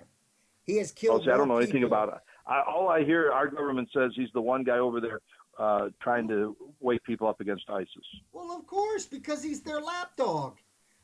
Look, we popped up Hosni Mubarak. You want to touch on Egypt? I'll touch on Egypt real quick. This is my opinion on it. We propped up Hosni Mubarak. And please touch. I'm sorry. I just want to add. Please touch on the Muslim Brotherhood because it seemed like the people of Iran wanted to stand up against the Shahs and we wouldn't support them. And these were actually decent people that wanted to live the right way, but we don't want to allow them that freedom. And then it was like when the people of Egypt wanted to do something, we did not support the people. Once again, we supported the Muslim Brotherhood, which are a bunch of bastards. I ask you to touch on that real quick. I may disagree. We may not like each other after I make this comment here. Nah, go ahead. I'm learning. I'm learning. We propped up Hosni Mubarak, who for 40 years terrorized not just Muslims, but Coptic Christians as well, with their staunch regulations and his brutal military, which was, by the way, led by Sisi, okay? Then all of a sudden the people rose up. So Sisi, he ran the military, is what you're saying? Yes, he was the top general under Hosni Mubarak. So this is meet your new boss, same as the old boss. It's a lot like Paul Ryan to John Boehner. There was a bit of democracy in the middle here with Morsi. Okay, there was a bit of democracy with Morsi in the middle. Little bit. So here you have the downfall of this, and then you have your first free elections, which according to, PBS and a lot of other news stations and the government and everybody else, this Muslim Brotherhood wasn't the same Muslim Brotherhood of the 70s, that they had worked tirelessly for 40 years to build bridges with Coptic Christians, and that the bad leaders that had killed and done all these horrific things in the 70s and the 80s were all in jail or imprisoned or dead or whatever the case may be, and that the Muslim Brotherhood, there was a 3-hour special on the Muslim Brotherhood on PBS during the time that Morsi was running for president. Okay. What year was that? 2011, 2010, yeah, something like that. 12? Yeah, 2011. It's like it was like the beginning of 12. Okay. Right? So when he was running for president, not only here but even over there, Al Jazeera, even BBC. The entire media was talking about how the Muslim Brotherhood had done this complete turnaround. Okay. So here you have Morsi that comes in, and it's predominantly Muslim Brotherhood that won. He got the largest vote. We got 87% of the country, both Muslims, Coptic Christians, others, voted for him to be there. Now, he wanted to bring and establish a bit more Islamic country, but not rigid like Saudi. He was very, very specific about that. He says, I don't want to make the Constitution rigid like Saudi, but I want to be able to, bring a bit more Islam. It's an Islamic country. He could, and if the people went for it, that was fine. So what happened was Sisi went back to being the general. The problem began. There was no issue with anything they were saying until the moment where he was asked to sign the peace treaty with Israel to keep Palestine blockaded. All he said was, I have to look into that. We may need to renegotiate that. He opened up the Palestinian border to allow medical supplies and building materials and things like this into Gaza. Immediately after this happened, the night before he said we may need to renegotiate the peace agreement with Israel, And the next day, when he opened up the borders and allowed some medical equipment, the media and everybody in the world began to turn on the Muslim Brotherhood, began to turn on Morsi. Sisi took temporary power with the aid of Western societies, and he went on a huge killing spree where he would sit there and try 1,000 people at one time, not one at a time. He went and gathered every single member of the Muslim Brotherhood, and he would try 1,000 people. One day it'd be 500, another day it'd be 1,000, another day it'd be 700, all at the same time, find them all guilty and kill them that same day as soon as the guilty verdict was in. So this is like King George stuff in the 1700s with the colonies. It was this, well, I mean, I guess we'd refer to him as an unelected bureaucrat. That's a very interesting way of saying a oligarchical ruler who thinks that they're above you. But it was basically a lot of the people. What I think I'm hearing you say, Issa, is that it's a lot of the people felt like they weren't being represented. They weren't being they weren't given a fair shake at things, and then they were just being executed on top of it. Yeah, I mean, basically, yeah, you had these people. There were even Muslims, Egyptian Muslims, even some of them were friends of mine that had nothing to do with the Muslim Brotherhood. They had been in America their entire lives, and went there to go visit family. But because they had a distant uncle that was Muslim Brotherhood, they got wrapped up into these and were killed because of it. Wait, hold on. You had buddies that were killed over this? Yes. Ugh.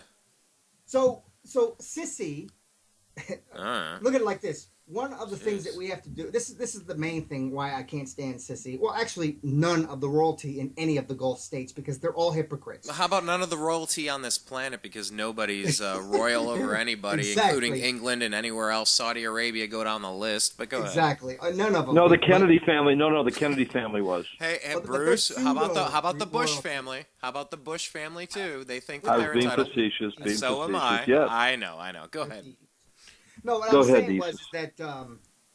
was that one of the things that we have to do in our lives is do pilgrimage or Hodge, which is to go to Mecca and travel the roads that Have you been Abraham- on one, Issa? Have you been on a Hodge? Not yet. I wanted to wait till I got married. I'm married now. As soon as my clinic's a little over 2 years old right now. I still got to put some more work into it. Got to get some other things started. But God willing, within the next year or two, my wife and I will be going to Hodge together. So that's the plan. Peace and something be upon him. I know that you say that a couple times. And how do you I say phrase that that? on all the prophets. How do you say that? Peace and blessings of God be upon them. peace and blessings of God. Even with Jesus. Abraham, Even Jesus, right? Adam, Abraham, Moses, Jesus. Doesn't matter. Any of the prophets, peace and blessings Adam. of God. No, be and upon all actually of them. that reminds me of a great question, because I had to get to this before we wrap this up. I'm sorry, but can you teach me some kind of verse out of the Quran that I can state in case that I'm in Mali and I can lie about something? Can I learn like some BS phrase where I can already go? got one. Hey, Brian, your Yes. uncle is a step ahead of you. I already wrote down one. Oh, give me Because one. I'm going What's to be that? in the Middle East. Yeah. I wrote down when Issa was talking a little bit ago that the Christian is your brother. In faith, protect him. Is that a correct one, Issa? Well, it's a paraphrase, but yeah, that's basically exactly. So it's actually 16 times mentioned throughout the Quran, actually. But the best Will one. Boko Haram let me go if I quote that? Yeah, give us a Probably good Boko not. Haram cheat sheet. Well, I mean, I guess you could say the the Fatiha, Bismillah ar-Rahman ar-Rahim, Alhamdulillah Rabbil Alamin, shit. ar-Rahman ar-Rahim, Maliki yawmiddin. Hey, Brian, you and I are going to glory. Yeah, That's I know. what we gotta say. Hey, Issa, that's awesome. I don't mean to talk over you, but I don't even know how to spell like the first part of the first thing that you said. Can you say that stuff in English? Is there something I can learn? Like, I learned it in English first. Yeah, you had to show off. Thank you. And that Muhammad is his final messenger. Bismillah. Ashhadu ilaha illallah, ashhadu anna Muhammadan Rasulullah. I bear witness that there is one God and one God only, and that Muhammad is his messenger. Okay, hold on. I want to get this cheat sheet down, like for real. I bear witness. Go ahead. That there's what? one God and one God only. Okay, that there is one God and one God only. Okay. And that Muhammad is his messenger, or his last messenger. Either way, it doesn't matter how you say it in English. And that Muhammad is his last Messenger. Now let me ask one of my other spiritual advisors, Bruce. Am I allowed to lie? What is that called in? Before I get to Bruce. Don't say takia, please. Don't say takia. Okay, so there's no takia, and you're not No. supposed to lie to your enemies to get what you want. No, lying is prescribed in 3 instances: in war, in saving somebody's life. I would say this is war, and it would save my life. Okay. Well, it's not. Rahab the harlot is in the Hebrews 11 chapter of faith, the Hall of Fame. We call it the Christian Hall of Fame.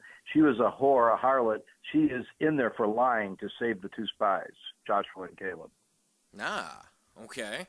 So not the tequila. You hate the tequila. You can't stand tequila. No, tequila is actually a sauce I like to put on my tacos. But, I know. I said tequila intentionally there. I was clowning. Go ahead.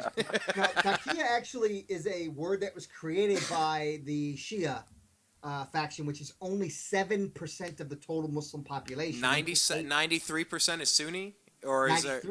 Yeah, basically 93? 90. Well, actually, it's 7% is Shia, and then you probably got about 2% other, which is Baha or Alawite, or some of these other little bitty offshoots of Shia.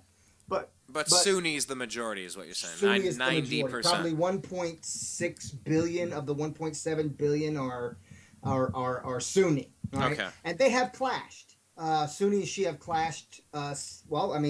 Ironically, they violated the very last thing that Muhammad, peace and blessings of God, said to them. He said in his last message, "Do not be divided amongst yourselves. You are one ummah. You are Muslim. Okay? You're one community. Ummah is community. You're one community. You're Muslim." And so what happens is that he names his successor to be Abu Bakr, which was his best friend, to be the leader of the Muslims. And they thought it should have followed the family bloodline, and there was a faction of them that thought it should have been Ali. So this was the creation of Shia and Sunni. And over time, I affectionately describe Shia as the Catholic version of Islam. Catholics to Christians, that's what Shia is to Muslims. Oh, Catholic to Christian. Interesting. Because You grew up Shia Russian Orthodox, God Brian, and through the imams, Orthodox while hated the Catholics, and the worship Catholics God hated the through Eastern Catholics. Yeah, well, saints. Hey, question for you, Isa. Yeah. good. If hypothetically, God forbid, peace be with him, if ISIS, and I always say ISIS, not ISIL, if ISIS takes over the United States, will they? I'm serious now. This is a Wait, legitimate question. Bruce, hold on. No, hold on, will because they let Muhammad you're Ali and Farrakhan live? Say that again? I didn't hear the question. No, I talked over it because I want to save yours for like a real point. Bruce, hold on. I know where you're going with that, but save that for a second. I just want to ask, should we refer to them as Daesh? I'm hearing Yes. that that's like a negative connotation, and they hate it, and it also describes them more accurately than ISIS or ISIL, and we should say Daesh? Yeah, that's what they are. They are the Daesh. And actually, Prophet Muhammad, peace and blessings of God be upon him, he warned us over 1,400 years ago that these groups of people would periodically pop up in the lifespan of Muslims, specifically to do that. Now, Daesh is translated into a group of bigots who impose their will on others. That's what it literally translates into. Okay. And this was mentioned over 1,400 years ago by the Prophet, that they would pop up, and he said that they would be the strongest. This is a prophecy. He said that they would be the strongest when Islam is at its peak. At its highest growing point. And if we look right now, Islam is the fastest growing religion in the world. Okay. Well, I talked over Bruce there. Bruce, your question once again. I had to get that Daesh thing. That was one of the check marks still on my list that I wanted to ask about, and that seemed like a good point to do it. But your question was? Yeah, that's what Herman Munster, John Kerry uses. I served in Vietnam, Kerry. He says Daesh. Yeah, my question that's what was. They are, though. I mean, my said, question was. Three portions. I really think that he is. I think he is Herman Munster under that makeup. I really do. John Kerry's or a Lurch trip. from Adam's Family. Hey, remember, he is married to the Heinz family, so be careful. Hey, we're Cleveland Browns Oh, fans. Well, and I'm the from Heinz Pittsburgh. family. Yeah, hey, I'm from Pittsburgh, so. Yeah, the Heinz. Anyway, Bruce, yeah, you spent Teresa time in Heinz, Pittsburgh. You're from Ohio. Wow. That's I what knew would say. John. I knew her first husband, John, real well. Yeah, the Heinz family owns the But anyway, my Pittsburgh question Steelers. was, Heinz 57 variety. My question was, directed to Issa. These American-born and bred so-called Muslims, like Mr. Farrakhan, Muhammad Ali, Kareem Abdul-Jabbar, if ISIS takes over, would they let those guys live? Well, calling Farrakhan a Muslim is a bit of a, well, I actually have to say Allahu Alam. Only God knows. Okay. Right. We get that. Allahu Alam. But give us Only your God honest knows. opinion. Give us your honest opinion, Issa. I can't. I mean, I can't judge. Only God can judge. I don't agree with Farrakhan at all. He's from the Nation of Islam. I think that there was a time the Nation of Islam was important in this country. It gave African Americans a sense of self, but they're the black version of the KKK, in my opinion. Because I'm sorry, but my creator isn't the devil. My creator is God. But that's another conversation. But Muhammad Ali and Kareem Abdul-Jabbar, they are Sunni Muslims. I know that Muhammad Ali first started out as Nation of Islam with with Elijah Muhammad, Malcolm X, and Farrakhan in that group. But he is a Sunni Muslim. I've actually met him. Great man. Which one, Kareem or Muhammad Ali? Okay, I walked behind Kareem in an office building at a talent agency out here in Beverly Hills, and oh my Lord, an 8-foot man, like he has to duck down to get through the normal archways of a door frame.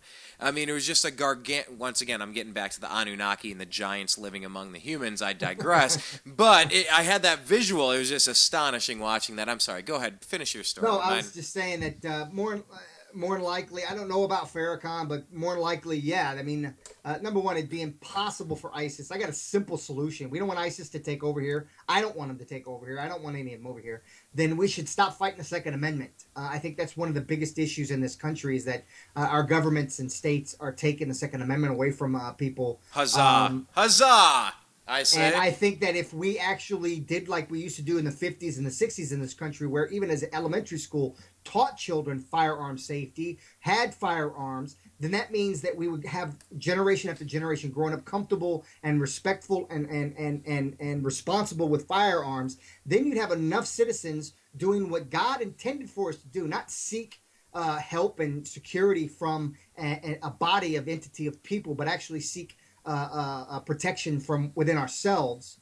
Then we wouldn't have to worry about if there's a jihadi in the closet or an ISIS member under the bed, because they would get the business end of whatever weapon of your choice might be if there was one under there. And they would realize that this isn't a place to mess with, and this isn't a place we can implement our ideology of what Islam really means upon them. Simply because Issa, I love it. I love it. You're a Second Amendment guy.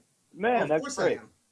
I'm a constitutionalist, and I gotta say for everybody, because I don't think we might have mentioned it in the intro, unless I have ridiculous memory skills at this point. But Issa and I both met through the Solutions Institute. Dan Johnson started this little group, and I say little, whatever. He started this group, and it's an activist consulting firm. Correct. So it's a place where people like myself and Issa, I guess I'm forever kind of honored as being the very first speaker at the very first activist online convention, at the very first ActCon. And I had the most popular one. I'm going to work on that. I'm going to get you. No, but you know, that's how we met each other, and kind of like the main component of this group is, hey, we want maximum liberty, maximum freedom. We don't want governments telling us what to do. And I'll tell you what, at the core of it, the First Amendment is fantastic, but if you don't have a Second Amendment to keep somebody from shutting you up, you don't have any rights. And I think it really, for me, it comes down to the Second Amendment so importantly that it's a warning sign. It's our rattle at the back of the snake. Like if you look at the Gadsden flag in the early Revolutionary War, it's the rattle at the back of the tail saying, right. It's that last warning saying you don't want to come over here and try that crap.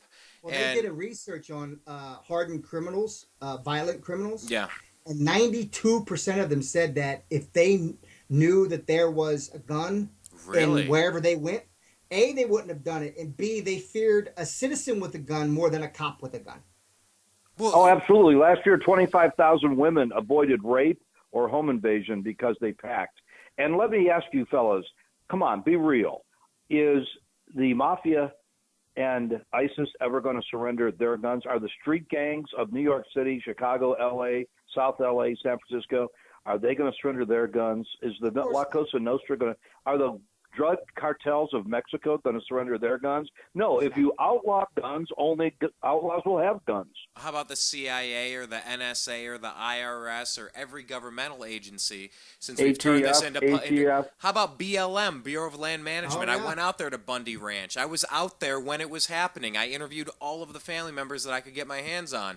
I couldn't believe what was happening. It was insane, and it's like, you know, the Second Amendment was never designed for deer hunting. It was designed to warn people, don't you dare ever step out of bounds with me. I am never going to be a threat to you. Benjamin Franklin, you know, wrote a dissertation or a paper on it, actually. I love Franklin. He's one of my favorite people in all of history. Thomas Jefferson is one of my favorites. Same here. Jefferson, Franklin, right at the top, yeah.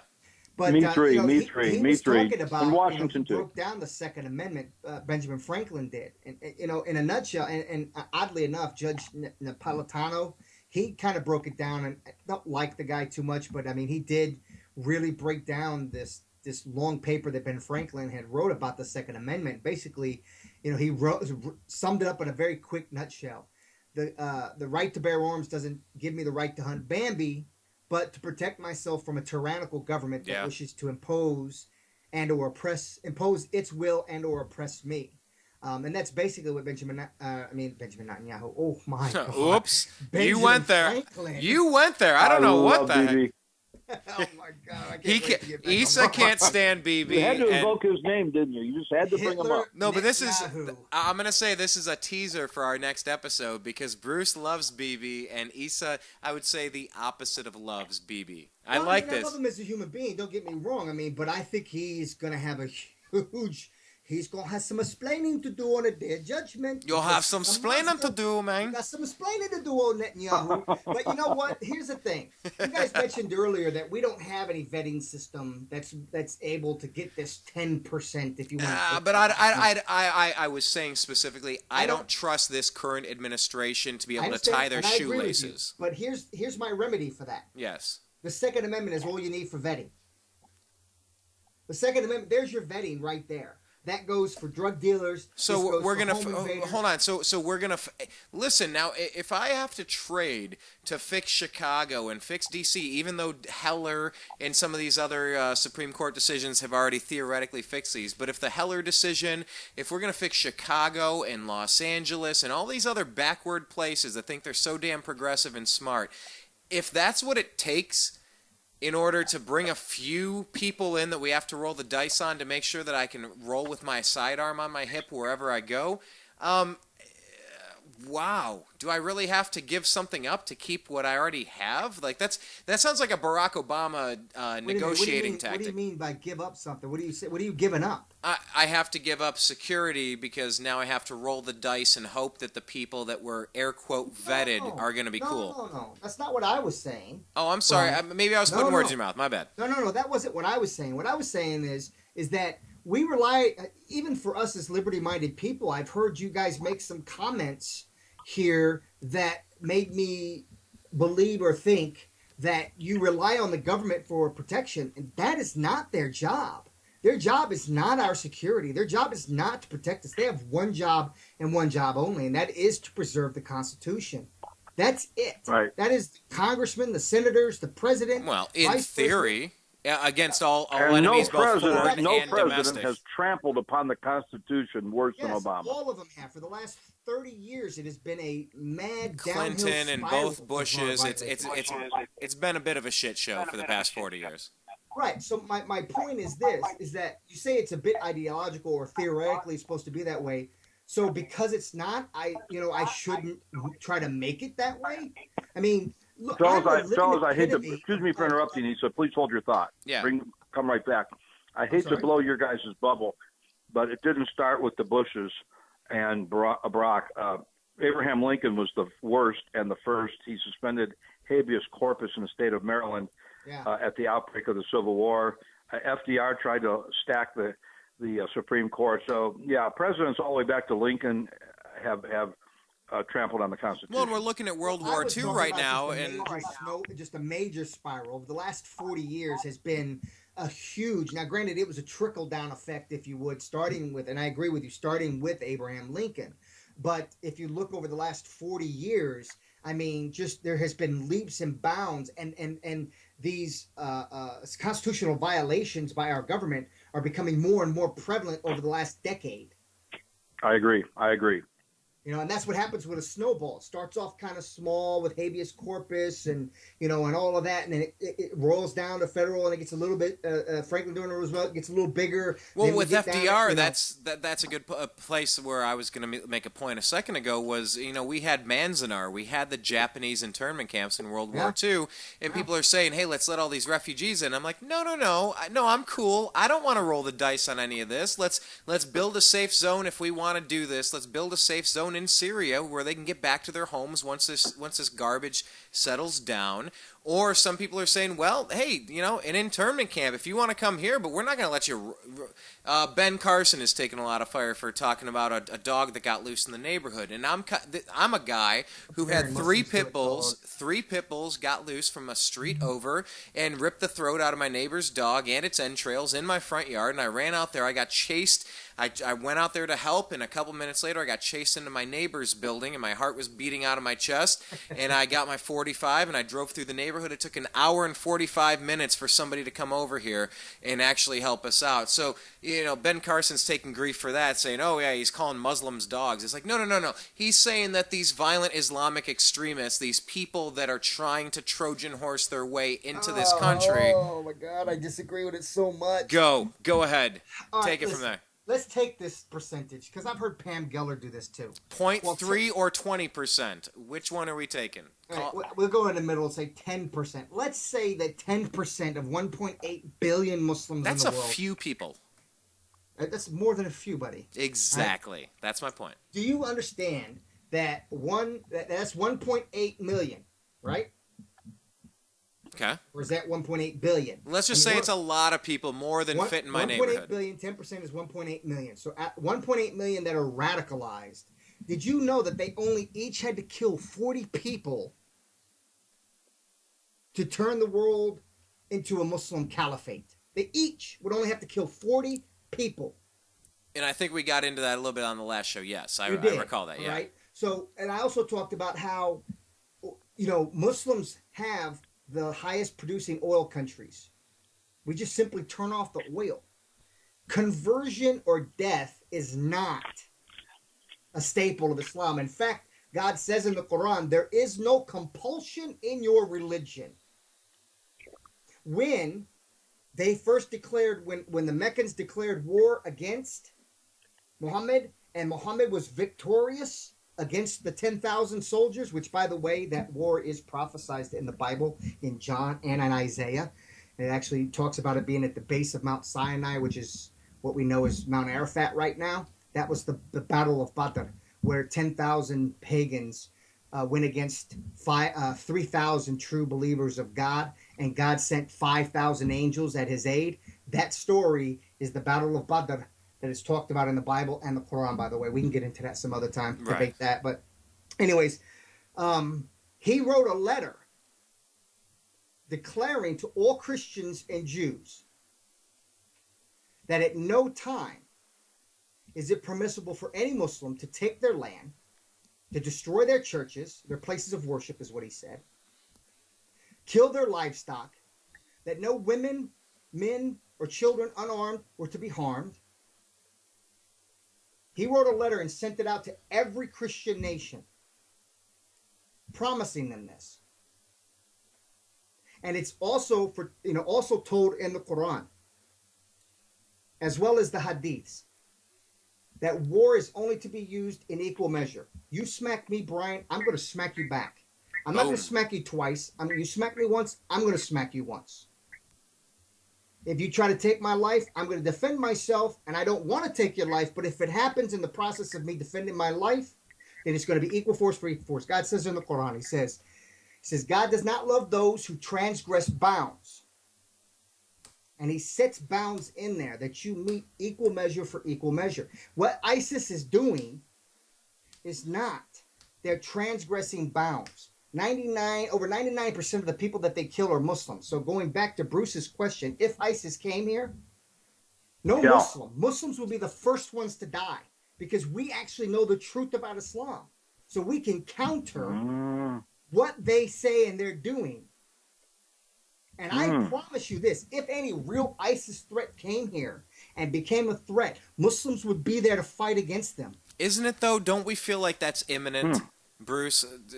And back to Issa, I mean, doesn't it feel like that's imminent, like it's going to hit one of the American cities as it's rolling through Paris and Mali, and there were a whole bunch of other ones. Excuse me for interrupting, Brian, but I'll save you the time there. They said the next target is Times Square. I saw Times Square, I saw Washington, D.C., I saw a few states. But it kind of feels like it's imminent, like it's going to happen regardless. Because what are they saying, though? Look at what they're saying. The Western worlds will never accept you. Come join us. We're fighting for the truth. The non-believers will turn their backs on you. But that's not what Allah tells us in the Quran. See, they're saying opposite of what God says in the Quran. That Christians and Jews are your brethren. Right. Isn't that was the quote that you were remembering, Bruce? That was the quote. Not peace and blessings of God be upon him. The Christian is your brother and protect him. That was the line you remembered? I'm going to quote that. That way I can get Jesus' name in there before they shoot me. Well, just use the word Isa. It's Arabic for Jesus. Isa? Isa is the Arabic word for Jesus. Is there one verse that just has the word Isa in it? That's right. The whole chapter, Jesus wept. John 11:35. Jesus wept. Isa wept. Yeah, basically 26 different times in the Quran it talks about Isa or Jesus. I mean, Isa is just the Arabic word for Jesus. That's all it is. Just like instead of Moses in Arabic it's Musa, or Noah it's Nuh, or Adam it's still Adam. Arabic is still Adam. It's still the same in Arabic too. So yeah, it's just in Arabic. It's not changing their names. It's just whenever an Arab-speaking person sees it in writing and or says it, that's what it comes out to say. Or Mary, like Jesus in Spanish is Jesus, exactly. Right? Instead of Jesus, it's Jesus in Spanish. You got Jehovah. You got Okay. All right. Yahweh. Yeah, right. Yahweh. That was the other one I was going for. All right. Well, gentlemen. I got one more question, Brian. Yeah, please. One more question. Go ahead. Okay. Here is my concern with one of my many concerns with the immigrants, and I do pray for them, and I want to send missionaries over there, and blah blah blah. Anyway, what about the 0.1% that get radicalized by ISIS, like the Boston Marathon bombers? They weren't radicalized by ISIS. I mean, there's Al Qaeda. Go ahead, finish your question. Go with Al Qaeda. Sorry, go ahead, finish your question. Okay, the question is, let's say that President Obama already has 2,500 Syrian refugees in the United States, most of whom are in Houston here in Texas, or Detroit and Pontiac, Michigan, and California. Oregon just said they want to take some more. He wants another 10,500 brought in immediately, going around Congress and over the Constitution. But anyway, let's say, theoretically, hypothetically, we have 10,000 refugees come in tomorrow, and 99, whatever it is, 9999. I'm not Herman King here, but 999,999 of them are good. Are good people. Right. But that 0.1% that either get radicalized or become a homegrown terrorist, that's my concern. Well, it's but we run the same risk with Christian militia groups here. Who is the number one group committing terrorist attacks on American soil besides police officers? That is Christian militia groups. They are committing 98% of the terroristic attacks on American soil. This is according to the FBI database, the police, the Homeland Security. Is this Homeland Security and FBI under Barack Obama's leadership when he refers to people that support Ron Paul, people that talk about the Constitution, liberty-minded people, that they become... Attacks. Okay. No. These aren't people that are constitutionalists like me and you. Well, because under the Obama administration, we've been singled out as the potential homegrown terrorists, which is ridiculous. So is anybody that says anything that's anti-gay, and anybody that says anything anti-Muslim is a terrorist. under the Obama administration. They added well over 1,000 different phrases that you could say that you might be a terrorist if you say these things, and some of them are so asinine. That sounds like a Jeff Foxworthy. That's not a cuss word. That sounds like a Jeff Foxworthy bit. You might be a terrorist if. Yeah, we actually did a show with Dan Johnson on that. We did a round table joke nice. of that to one-up one another. We did a one-up round table on that with Daniel Johnson and Will Coley. Send me that one. I want to check that one out. I didn't catch it. It's on my archives. I'll have to look for it. Nice. But anyways, so yeah, we had a good time because we found some of the most ridiculous things that if you have solar panels, you might be a terrorist. Yeah, if you have more than 72 hours of food and water on supply, you might be a terrorist. But then Department of Homeland Security and FEMA says you need to do that as well. It's ridiculous. Obama's Homeland Security Department said all evangelical Christians and fundamental Christians are top terrorists. So, yeah. Right. Of course. So what I'm saying is this, is I'm not actually talking about them. I'm actually people who are committing actual acts of terrorism in this country. All right, I mean, we're talking about where they are committing more than the mafia, and more than the street gangs. Right, we're talking about right now in the last 14 years. Now, if we actually go all the way back to the 1980s, is 47% was committed by leftist Latino groups, 12% by communists, 7% by Jewish extremists, 6% by Muslim extremists, and then your PETA and your environmentalists and your all the rest of them break down from there. Okay. Right, FARC, wasn't that one? FARC, yeah, I forget FARC was one. Yeah. So what I'm talking about over the last 14 years, if you just look at the last 14 years, which is where Islamic terrorism became a problem, and became a main staple in information and media, there are actually more Christian militias, and this is an oxymoron in the sense that if you're committing terrorist actions, you're neither a Christian nor are you a militia.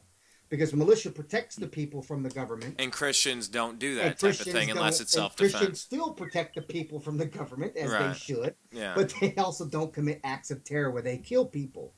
But so we look at these statistics. So coming up to you, we have the same risk of creating homegrown terrorists amongst ourselves because of the oppression. And when this happens when you have no recourse for your grievances. If you have no way to be able to verbalize and rectify and get justice for grievances, then this is what happens. This is where you have homegrown American terrorism, regardless of the ideology or the religion.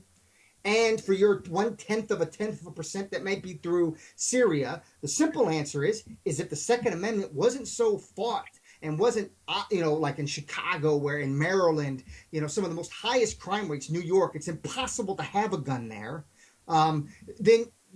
And it wasn't like that, and we actually had the Second Amendment the way that it was supposed to be, that 0.1% would be like, yeah, that's not a country I want to go and try to do anything in. Our own criminals say this.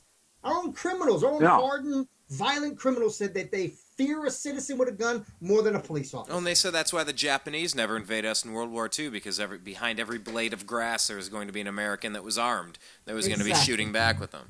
Exactly. But our government and our country has been so flipped upside down. Barack Obama, along with, let's just say, this policy on the Second Amendment, he doesn't let the bodies hit the floor before he wants to try to take guns away from law-abiding people, and it further just proves that he's not a man of the people, that he's not an honest man, that he doesn't give a damn about anyone. No, constitutional lawyer. We've never seen his transcripts. We've never seen his records. His wife was disbarred. Hillary Clinton was kicked off in the Nixon camp. It's like everybody they surround themselves with is just riddled. It's Swiss cheese, Swiss cheese full of Hillary stuff. Clinton is the biggest crook in America. We call her Hitlery on my show. I'm fine calling her Hitlery. Yes. So listen, don't insult Hitler that badly. Question. Let me go back in history for a minute, because this was the same rhetoric that was said about the Jews in the 40s. This is the exact same rhetoric that was said about the Jews in the 40s. Which part? That they shouldn't immigrate without background checks? We shouldn't be taking them in because we don't know who they are. We don't know what they're going to be bringing. They're going to be forcing their religion on us. And were the Jews bombing things at the time? Yeah, there were Jewish terrorists going on in Palestine and things like this. There were Jewish terrorist organizations, and if you research the media, the news outlets and things like that of the 40s and the 50s, this is the exact same rhetoric. They're talking about Muslim refugees and Muslims, period. They were saying about the Jews in the 40s as well, okay? But And their also, idol let's and their look at liberal Michigan. idol FDR is the one who sent that boat back. Oh yeah, that turned him away. Yeah. So now let's look at the Lebanon, for example. The Ford Motor Company is as successful as it is today. Why? Because Henry Ford, took a huge number of refugees from Lebanon, brought them here to Michigan to build the Ford plants and the Ford cars that built one of the greatest companies this country's ever known. That was built on the backs That of is true. That is refugees. true. Okay? Now, let me tell you something about Muslims, period. It's an Islamic tradition. Parents sacrifice for education for their children. They do everything to make sure, because we believe everything is circular. We take care of our children when they can't. We sacrifice, get them every bit of education that they can, because when we can't take care of ourselves, it is their responsibility to not only take care of us, but also have the means to take care of us. So education is paramount amongst Muslims, whether they're here, whether they're in Tunisia, Indonesia, Syria, whatever. These people that are coming over here aren't a bunch of homeless people. They're not a bunch of people that are on the welfare teat of Syria. These are doctors, engineers, IT personnel. All right? These are intelligent, educated people, just like the Lebanese were when Ford brought them over here.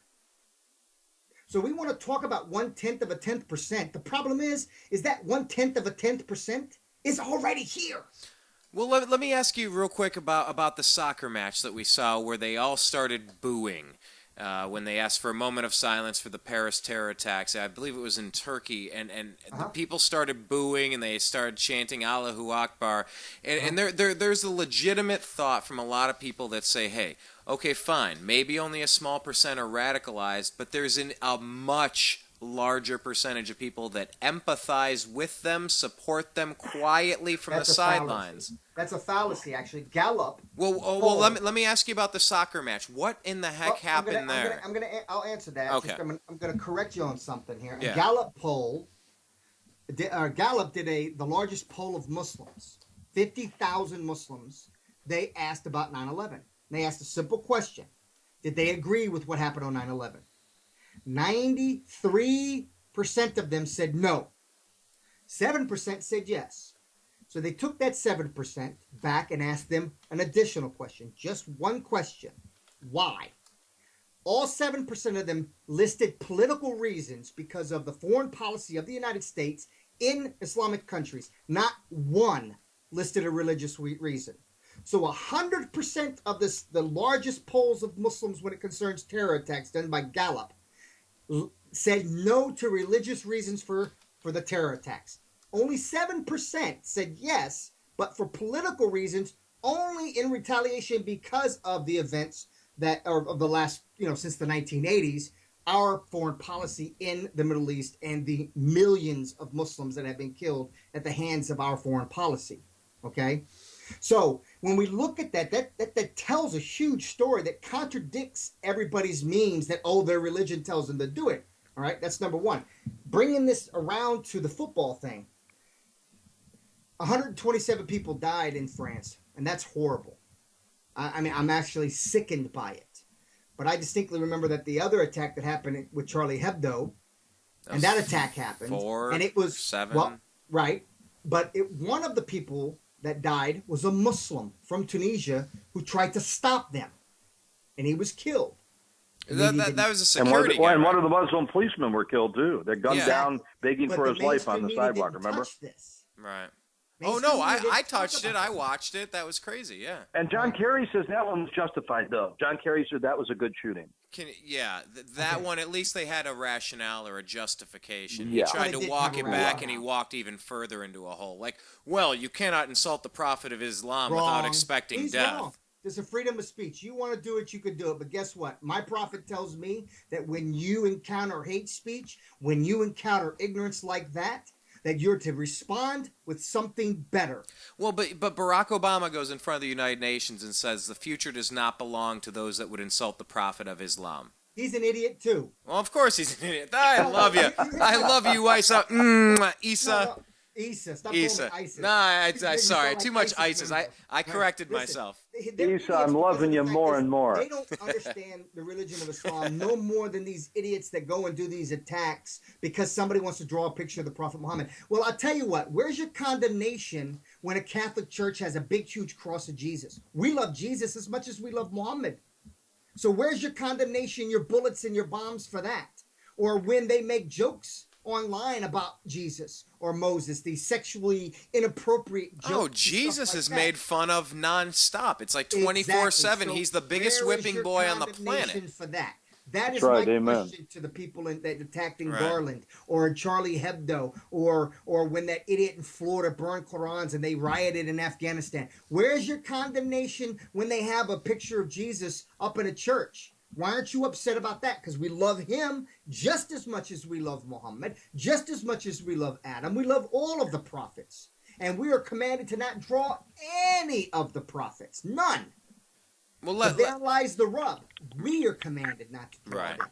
If you as a Christian want to draw them, then you deal with God on the day of judgment on that. Let me ask you about this. This is something I saw, and we're going to start wrapping this up here. But this is something I saw. I don't know how far. I saw it a couple days ago. I'm just going to kind of let it rip. And by the way, if YouTube is reviewing this is because this is going to be a commentary. I've had videos flagged before because I use other people's content. It's pretty interesting, and then you gotta dispute it, and then you have to say no, this is a social commentary on blah blah blah. But anyway, I want to get your thoughts on this because we're talking about the tiny radical Muslim minority. Tiny radical Muslim minority. This is a video that's been going around. I want to play just a little bit of it, and I want to get both of your thoughts real quick. I'll just let it rip here. Hey, I'm Ben Shapiro with Reality Check. A couple of weeks ago, HBO's Bill Maher got into it with the Islamic expert and horrifyingly mediocre actor who should never, ever, ever, ever, ever play Batman, Ben Affleck, over whether Islam was indeed a violent religion. Here's the exchange. And you painting the whole group religion with that. No, same brush. let's get down to who has the right answer here. 1 billion people, you say. All these billion people don't hold any of these... 1,000,000,5 or something. Don't hold these pernicious beliefs? No, I would... no, they don't. Of course, he's not alone in taking the PC position that Muslims the world over are tolerant and liberal. He's joined by our president, Barack Obama. Islam teaches peace. Muslims the world over aspire to live with dignity and a sense of justice. The first quote is obviously from Bill Maher's Real Time, and then this one is Barack Obama in front of like this weird YMCA green tile at the United Nations. Wow, it's just like John Lennon's Imagine. Now, the question isn't whether Islam itself is violent. It's what its adherents believe, because that's what they act upon.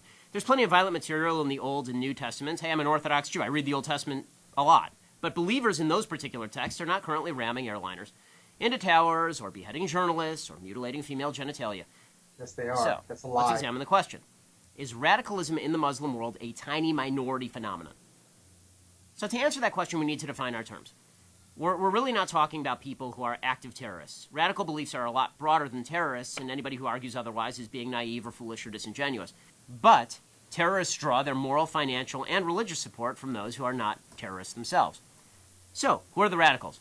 Ben Affleck actually was right on this. There are approximately 1.6 billion Muslims on the planet, and they're from 49 different countries in terms of where they have a majority. All the population stats, by the way, are from Pew Research as of 2011. Indonesia is the world's most populous Muslim country. It's got almost 205 million Muslims living there.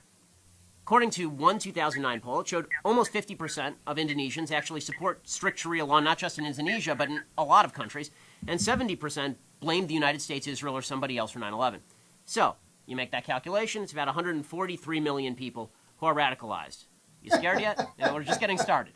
Okay, Egypt, stop 80 this. million. I'll stop it. Oh my God, he's an idiot. Give me your thought, and let me. Oh my God, he's an idiot. Okay, first off, he's misquoting. All right. The first thing about this is this ideology, this difference between radicalization and conservative views. Okay, there is a distinct difference. Okay, between conservative views and radicalization. Okay, radicalization is when you go and you take your conservative views or ultra-conservative views and you try to force them on other people. Okay, that is radicalized. I am conservative in several things that would make a liberal blush, but I don't force them on other people. I don't personally agree with gay marriage, nor do I agree with homosexuality at all. But I don't agree with it for me. And if I see somebody partaking in gay things, I would say, hey, you're violating my liberty. I don't want to see that mess. I'm sorry, partaking in gay things. any better PC way of saying that. Partaking in gay I gotta use that line again. I'm sorry. I do not wish to view you partaking in gay things right now. I'm gonna have to use ISIS. Hey, ISIS will come after you if you partake of gay things. Oh, they'll tie your hands behind your back and throw you off a 15-story building. We've seen the video. So yeah, that's actually happened in China. But anyways, so wait, that was in China, not in that was actually in China. That actually happened in China. That was a false video that they claimed ISIS did. Now, ISIS has done a lot of horrific things. Don't get me wrong, but they actually the wrong group for that one. That was in China. All right, let me give this guy another moment or two to roll through a couple of countries, and I'll pause it and I'll allow you to come right back in it. Wait, go ahead. Genitalia. That was the other thing. That's a lie. He talks about female genitalia mutilation. So nobody cuts off clitorises of women. Well, actually, it is a problem in Central Africa in 5 countries, 4 of which are Christian nations, and only one, Somalia.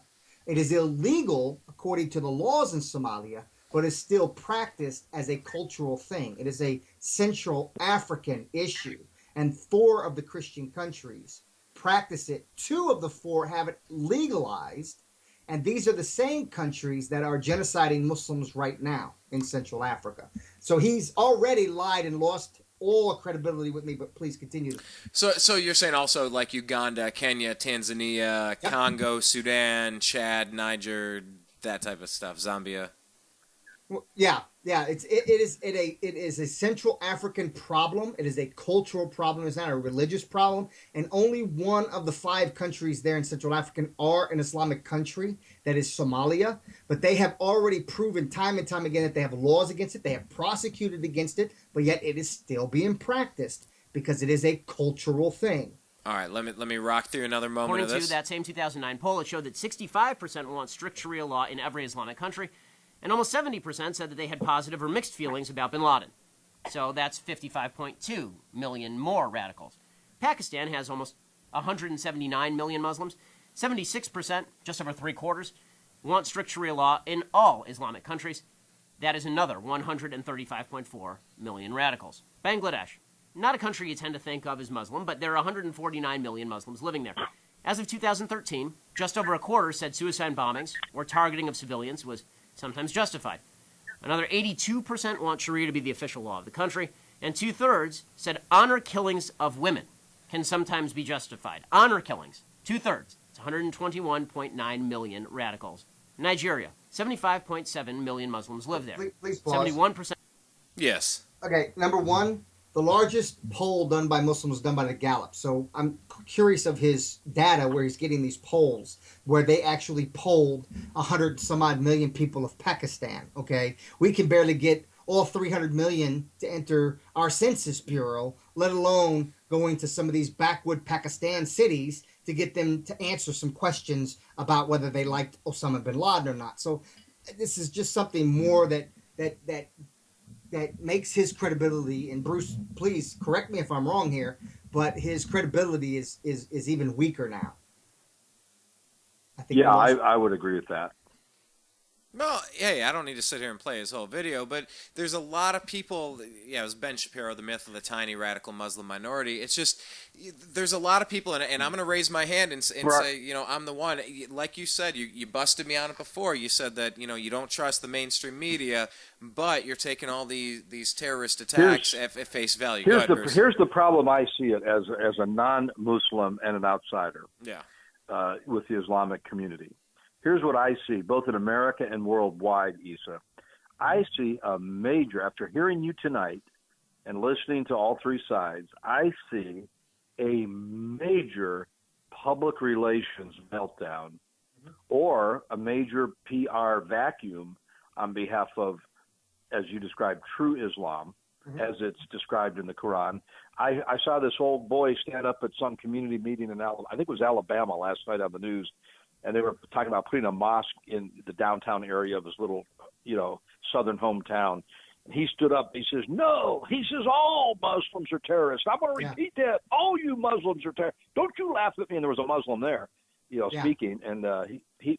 So I think a lot of Americans, like Brian just said, have a distortion themselves because of 9/11, because of the Kobo Towers, because of the USS Cole, because of the Boston Marathon, and we go on and on and on.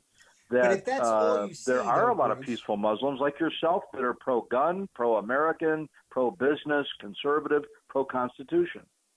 well, I mean, I could tell you more. Mohammed Shakur, Will Coley, Kelly Collins. I mean, the Manar Moshwa. I mean, the list goes on and on here in the libertarian community. In fact, a vast majority of Muslims have left the right and left paradigm, and they have found their niche in the libertarian community. But even they are beginning to fall prey to this constant penetration, 24-hour saturation of lies about Islam.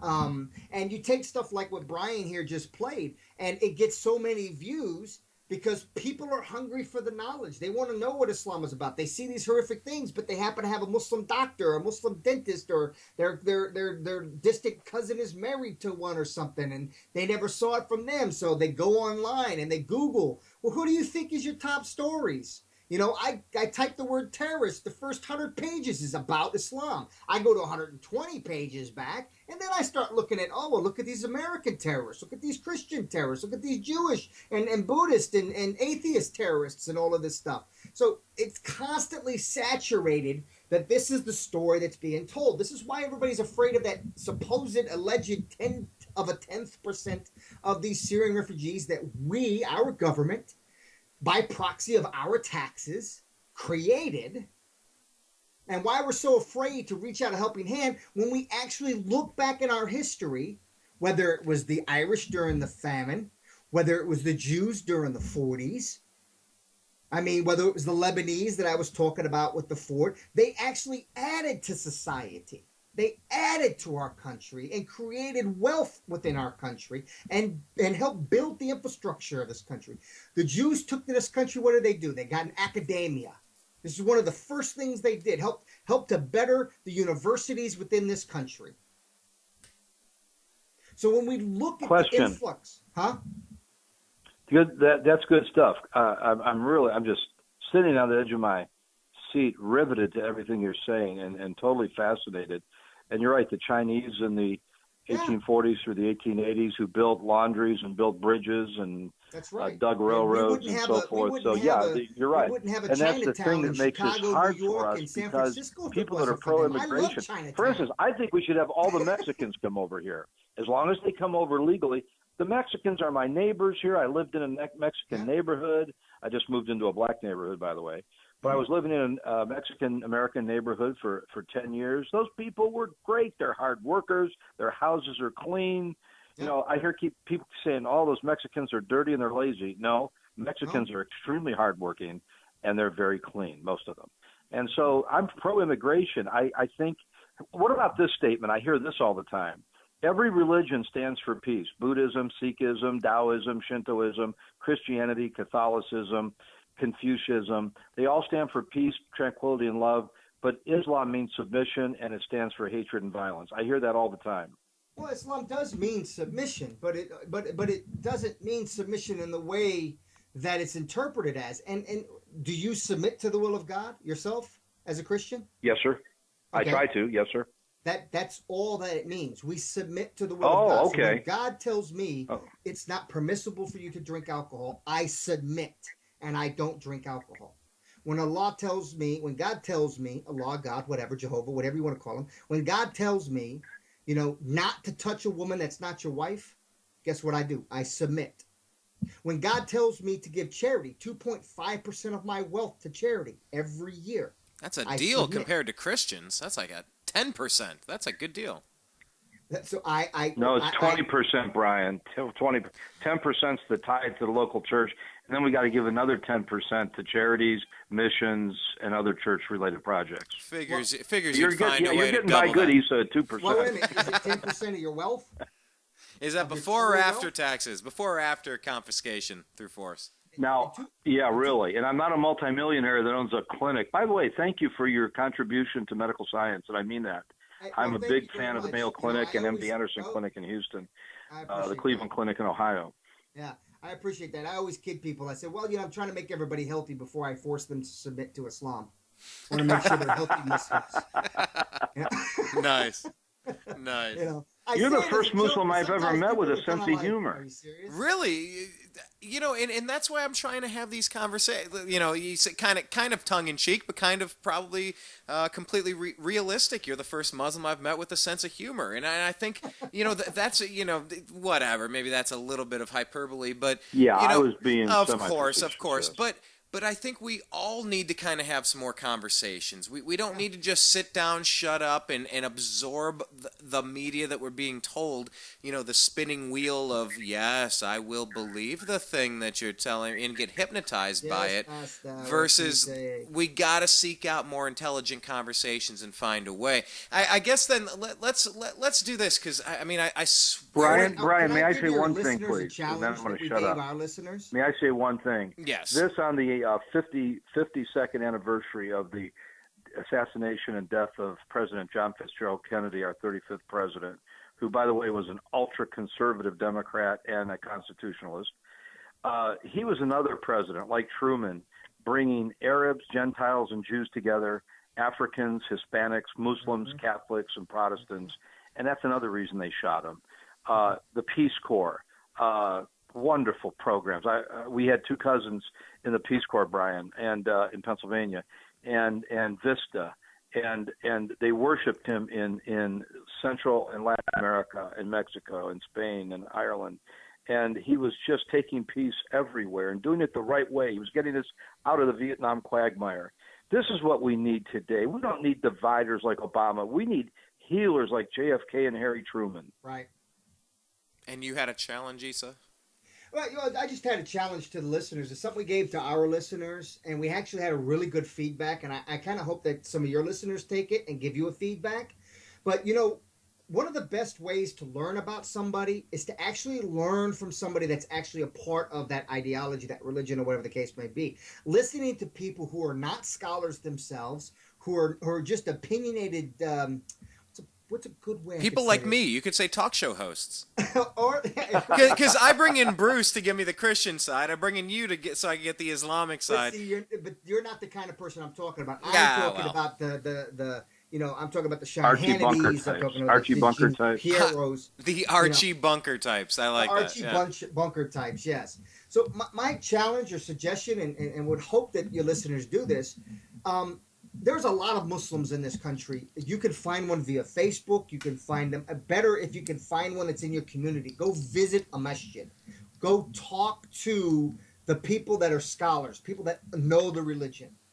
You will find, just as Bruce said, that when he's been in Palestine, how warm and inviting it is. I've been to Islamic countries. I'm a white, bald, fat, hairy man. That's what I am, okay? And I have been to Islamic countries. Bruce, how would you self-describe yourself?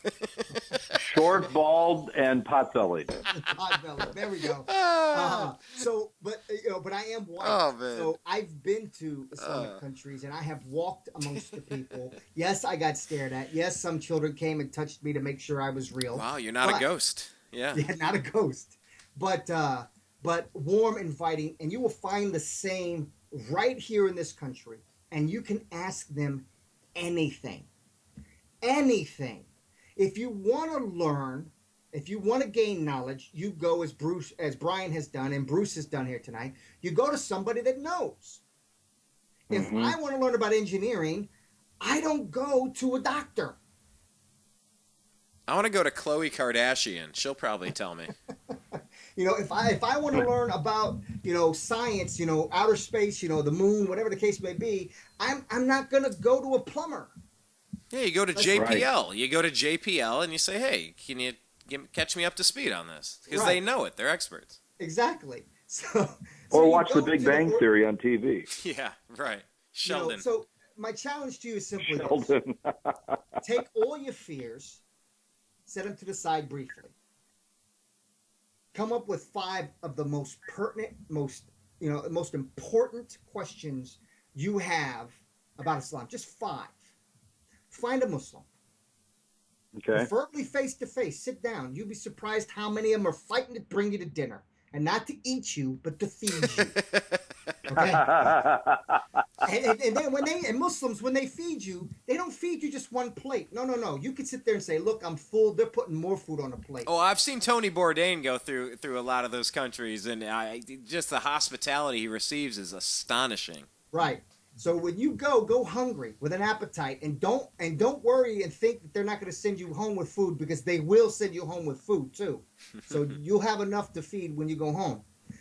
But the greatest meal I ever had was in Palestine. It was the greatest meal I have ever had anywhere in the world. What made it so? I was just telling my meal in Austin, Texas. I was just explaining my experience at this place where they made brisket, and I was just explaining how it's a 120-year-old building and all the brick and wood. It's just oozing that barbecue smell. What was your best meal in Palestine? What made it so good?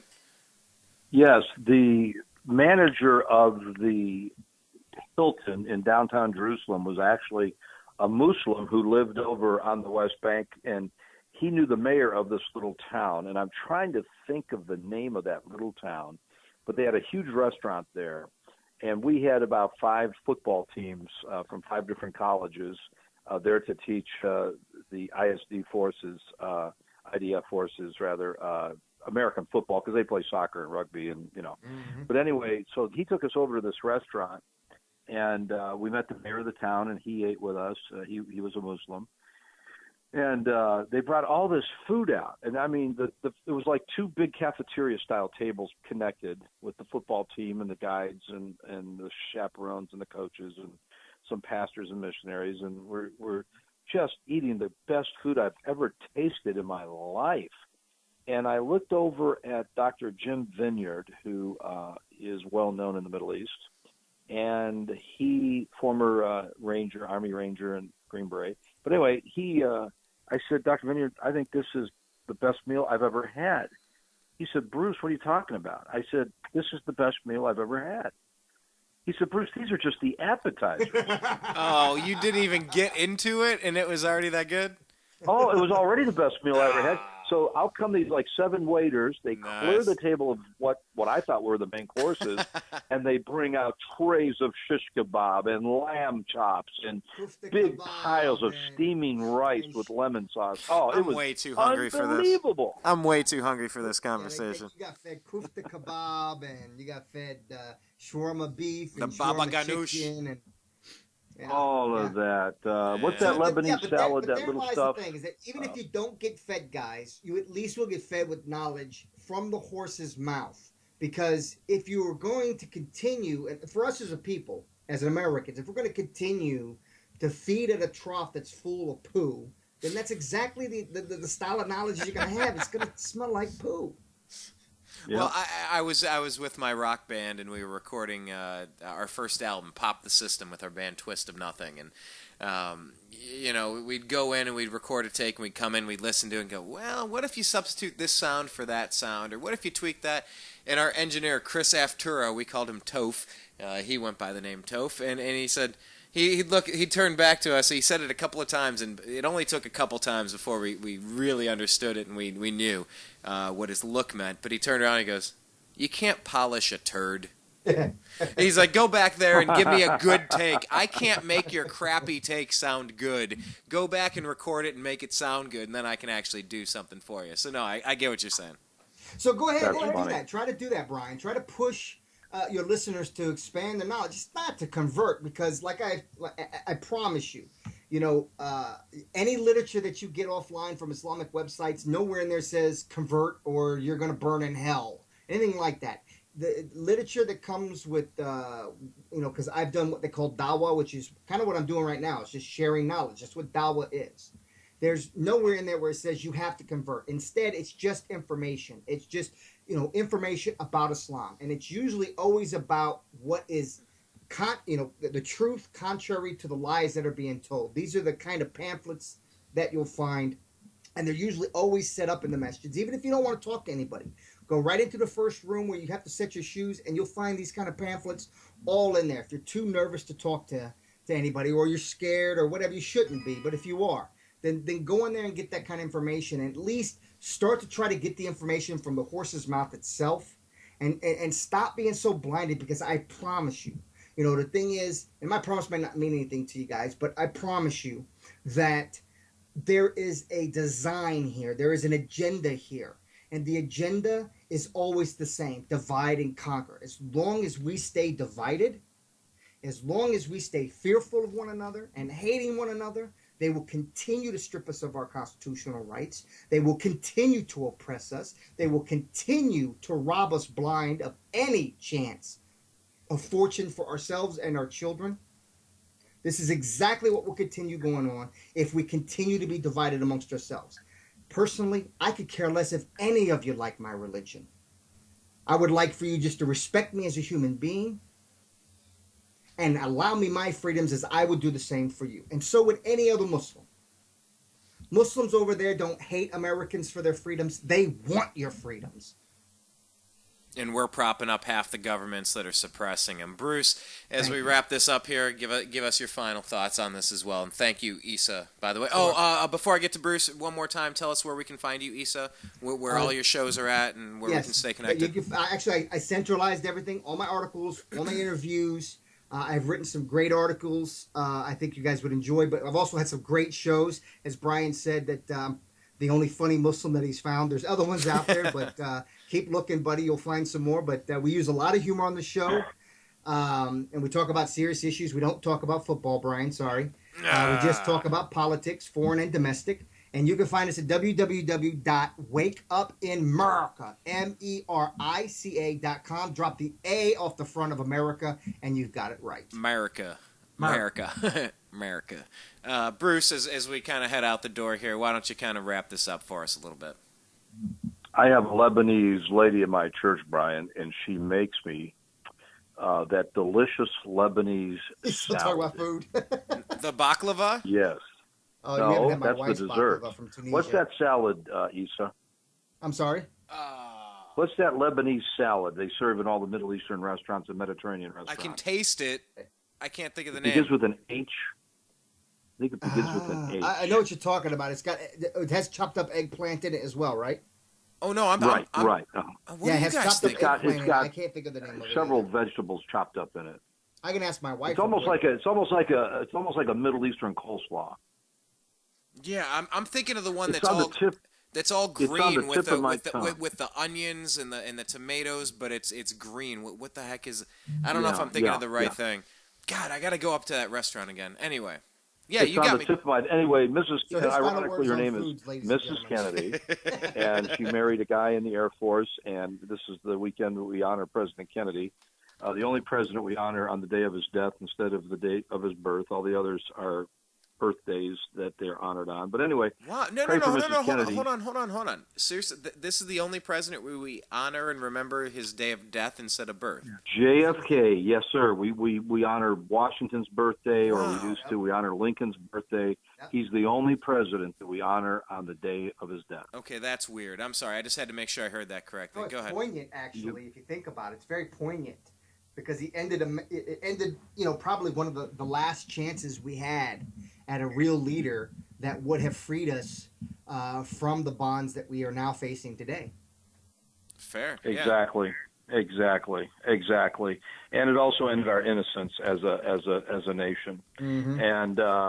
And you know, it was just a sad day all the way around. I know Kennedy wasn't perfect, but nobody's perfect except we believe as Christians Jesus Christ. But anyway, pray for Mrs. Kennedy. She's been in and out of the hospitals here in Fort Worth and Dallas and rehab, and she's on dialysis now. But she makes me that wonderful Middle Eastern, Lebanese, Mediterranean salad, and I love it. I love her. And Issa, I feel like I've gained a friend. You've educated me. You've enlightened me. And honestly, I'm not just saying this. We may have not changed each other's minds on our doctrine and our theology, nor should we have. But I think I speak probably for Brian, my nephew, that I'm going to sleep a lot better tonight because, you know what? There are a lot of great Muslims out there like yourself who are patriotic, who are nationalistic, who are for the Constitution and for the Second Amendment. And I think you're right. The media and the government have scared us so much that we are guilty of racism, and I'm not for open borders. There was no immigration in this country from 1925 to 1965 until they assimilated into our culture. And I would encourage both of you to watch these videos. Some of them are probably fake, some of them are real, from France and England about the mass immigration wave into Germany and the Netherlands and Scandinavia. But I want to give my address out, Brian, if I may. Yeah, please do. Again, okay. They can contact me at www.triumphbaptistchurch.org, or I'm going to give out my email address. I didn't do that before. Baptist Temple, and that's one word altogether with the two T's joined in the middle, small case, Baptist Temple 82 at yahoo.com. That's Baptist Temple 82 at yahoo.com. Also, if they just Google my name, my book will come up.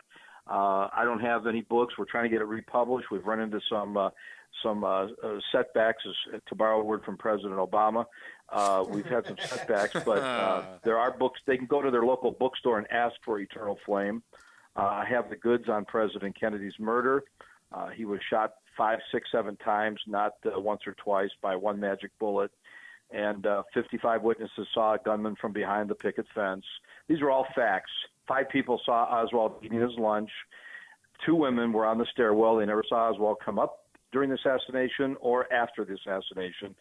Before, during, or after, he was eating his lunch. He was arrested while he was eating his lunch by a motorcycle policeman for Dallas and Roy Trulley, the superintendent. And he was the patsy. Nobody saw him. All the other presidential assassins claimed guilt. They said, we did it, We did it. They were proud of it. John Wilkes Booth, just go down the line, Q2 and all these idiots. Oswald flatly denied that he shot the president because he didn't.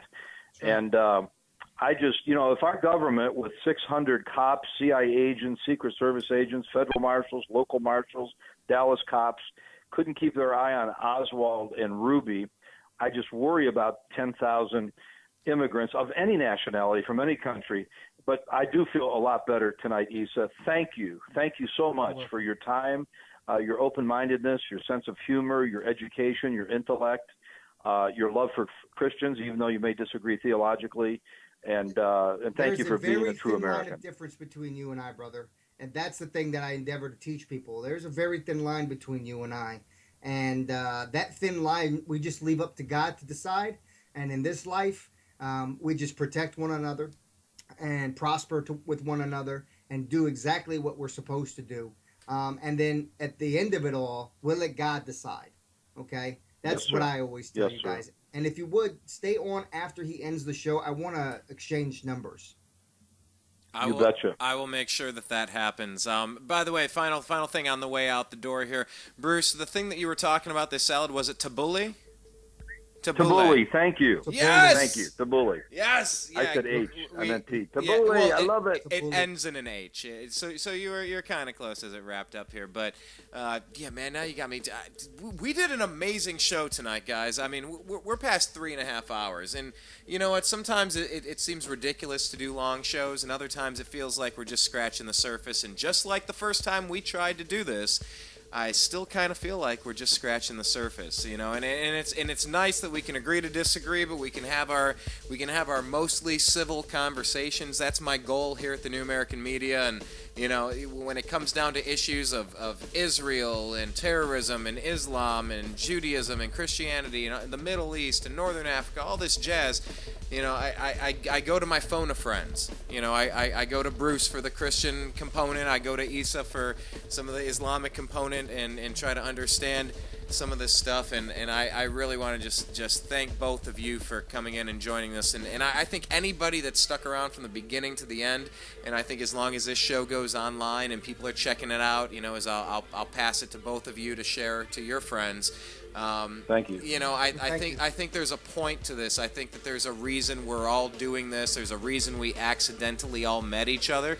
And I think it's to kind of further conversations and pull it out of the realm of the propaganda that we're force-fed and spoon-fed, and it's just crammed down our throats. So once again, Issa, thank you very much for your time. I certainly appreciate this, and maybe next time, now that the elephant's out of the room talking about terrorism, there'll be another one. Yeah, I know there'll be.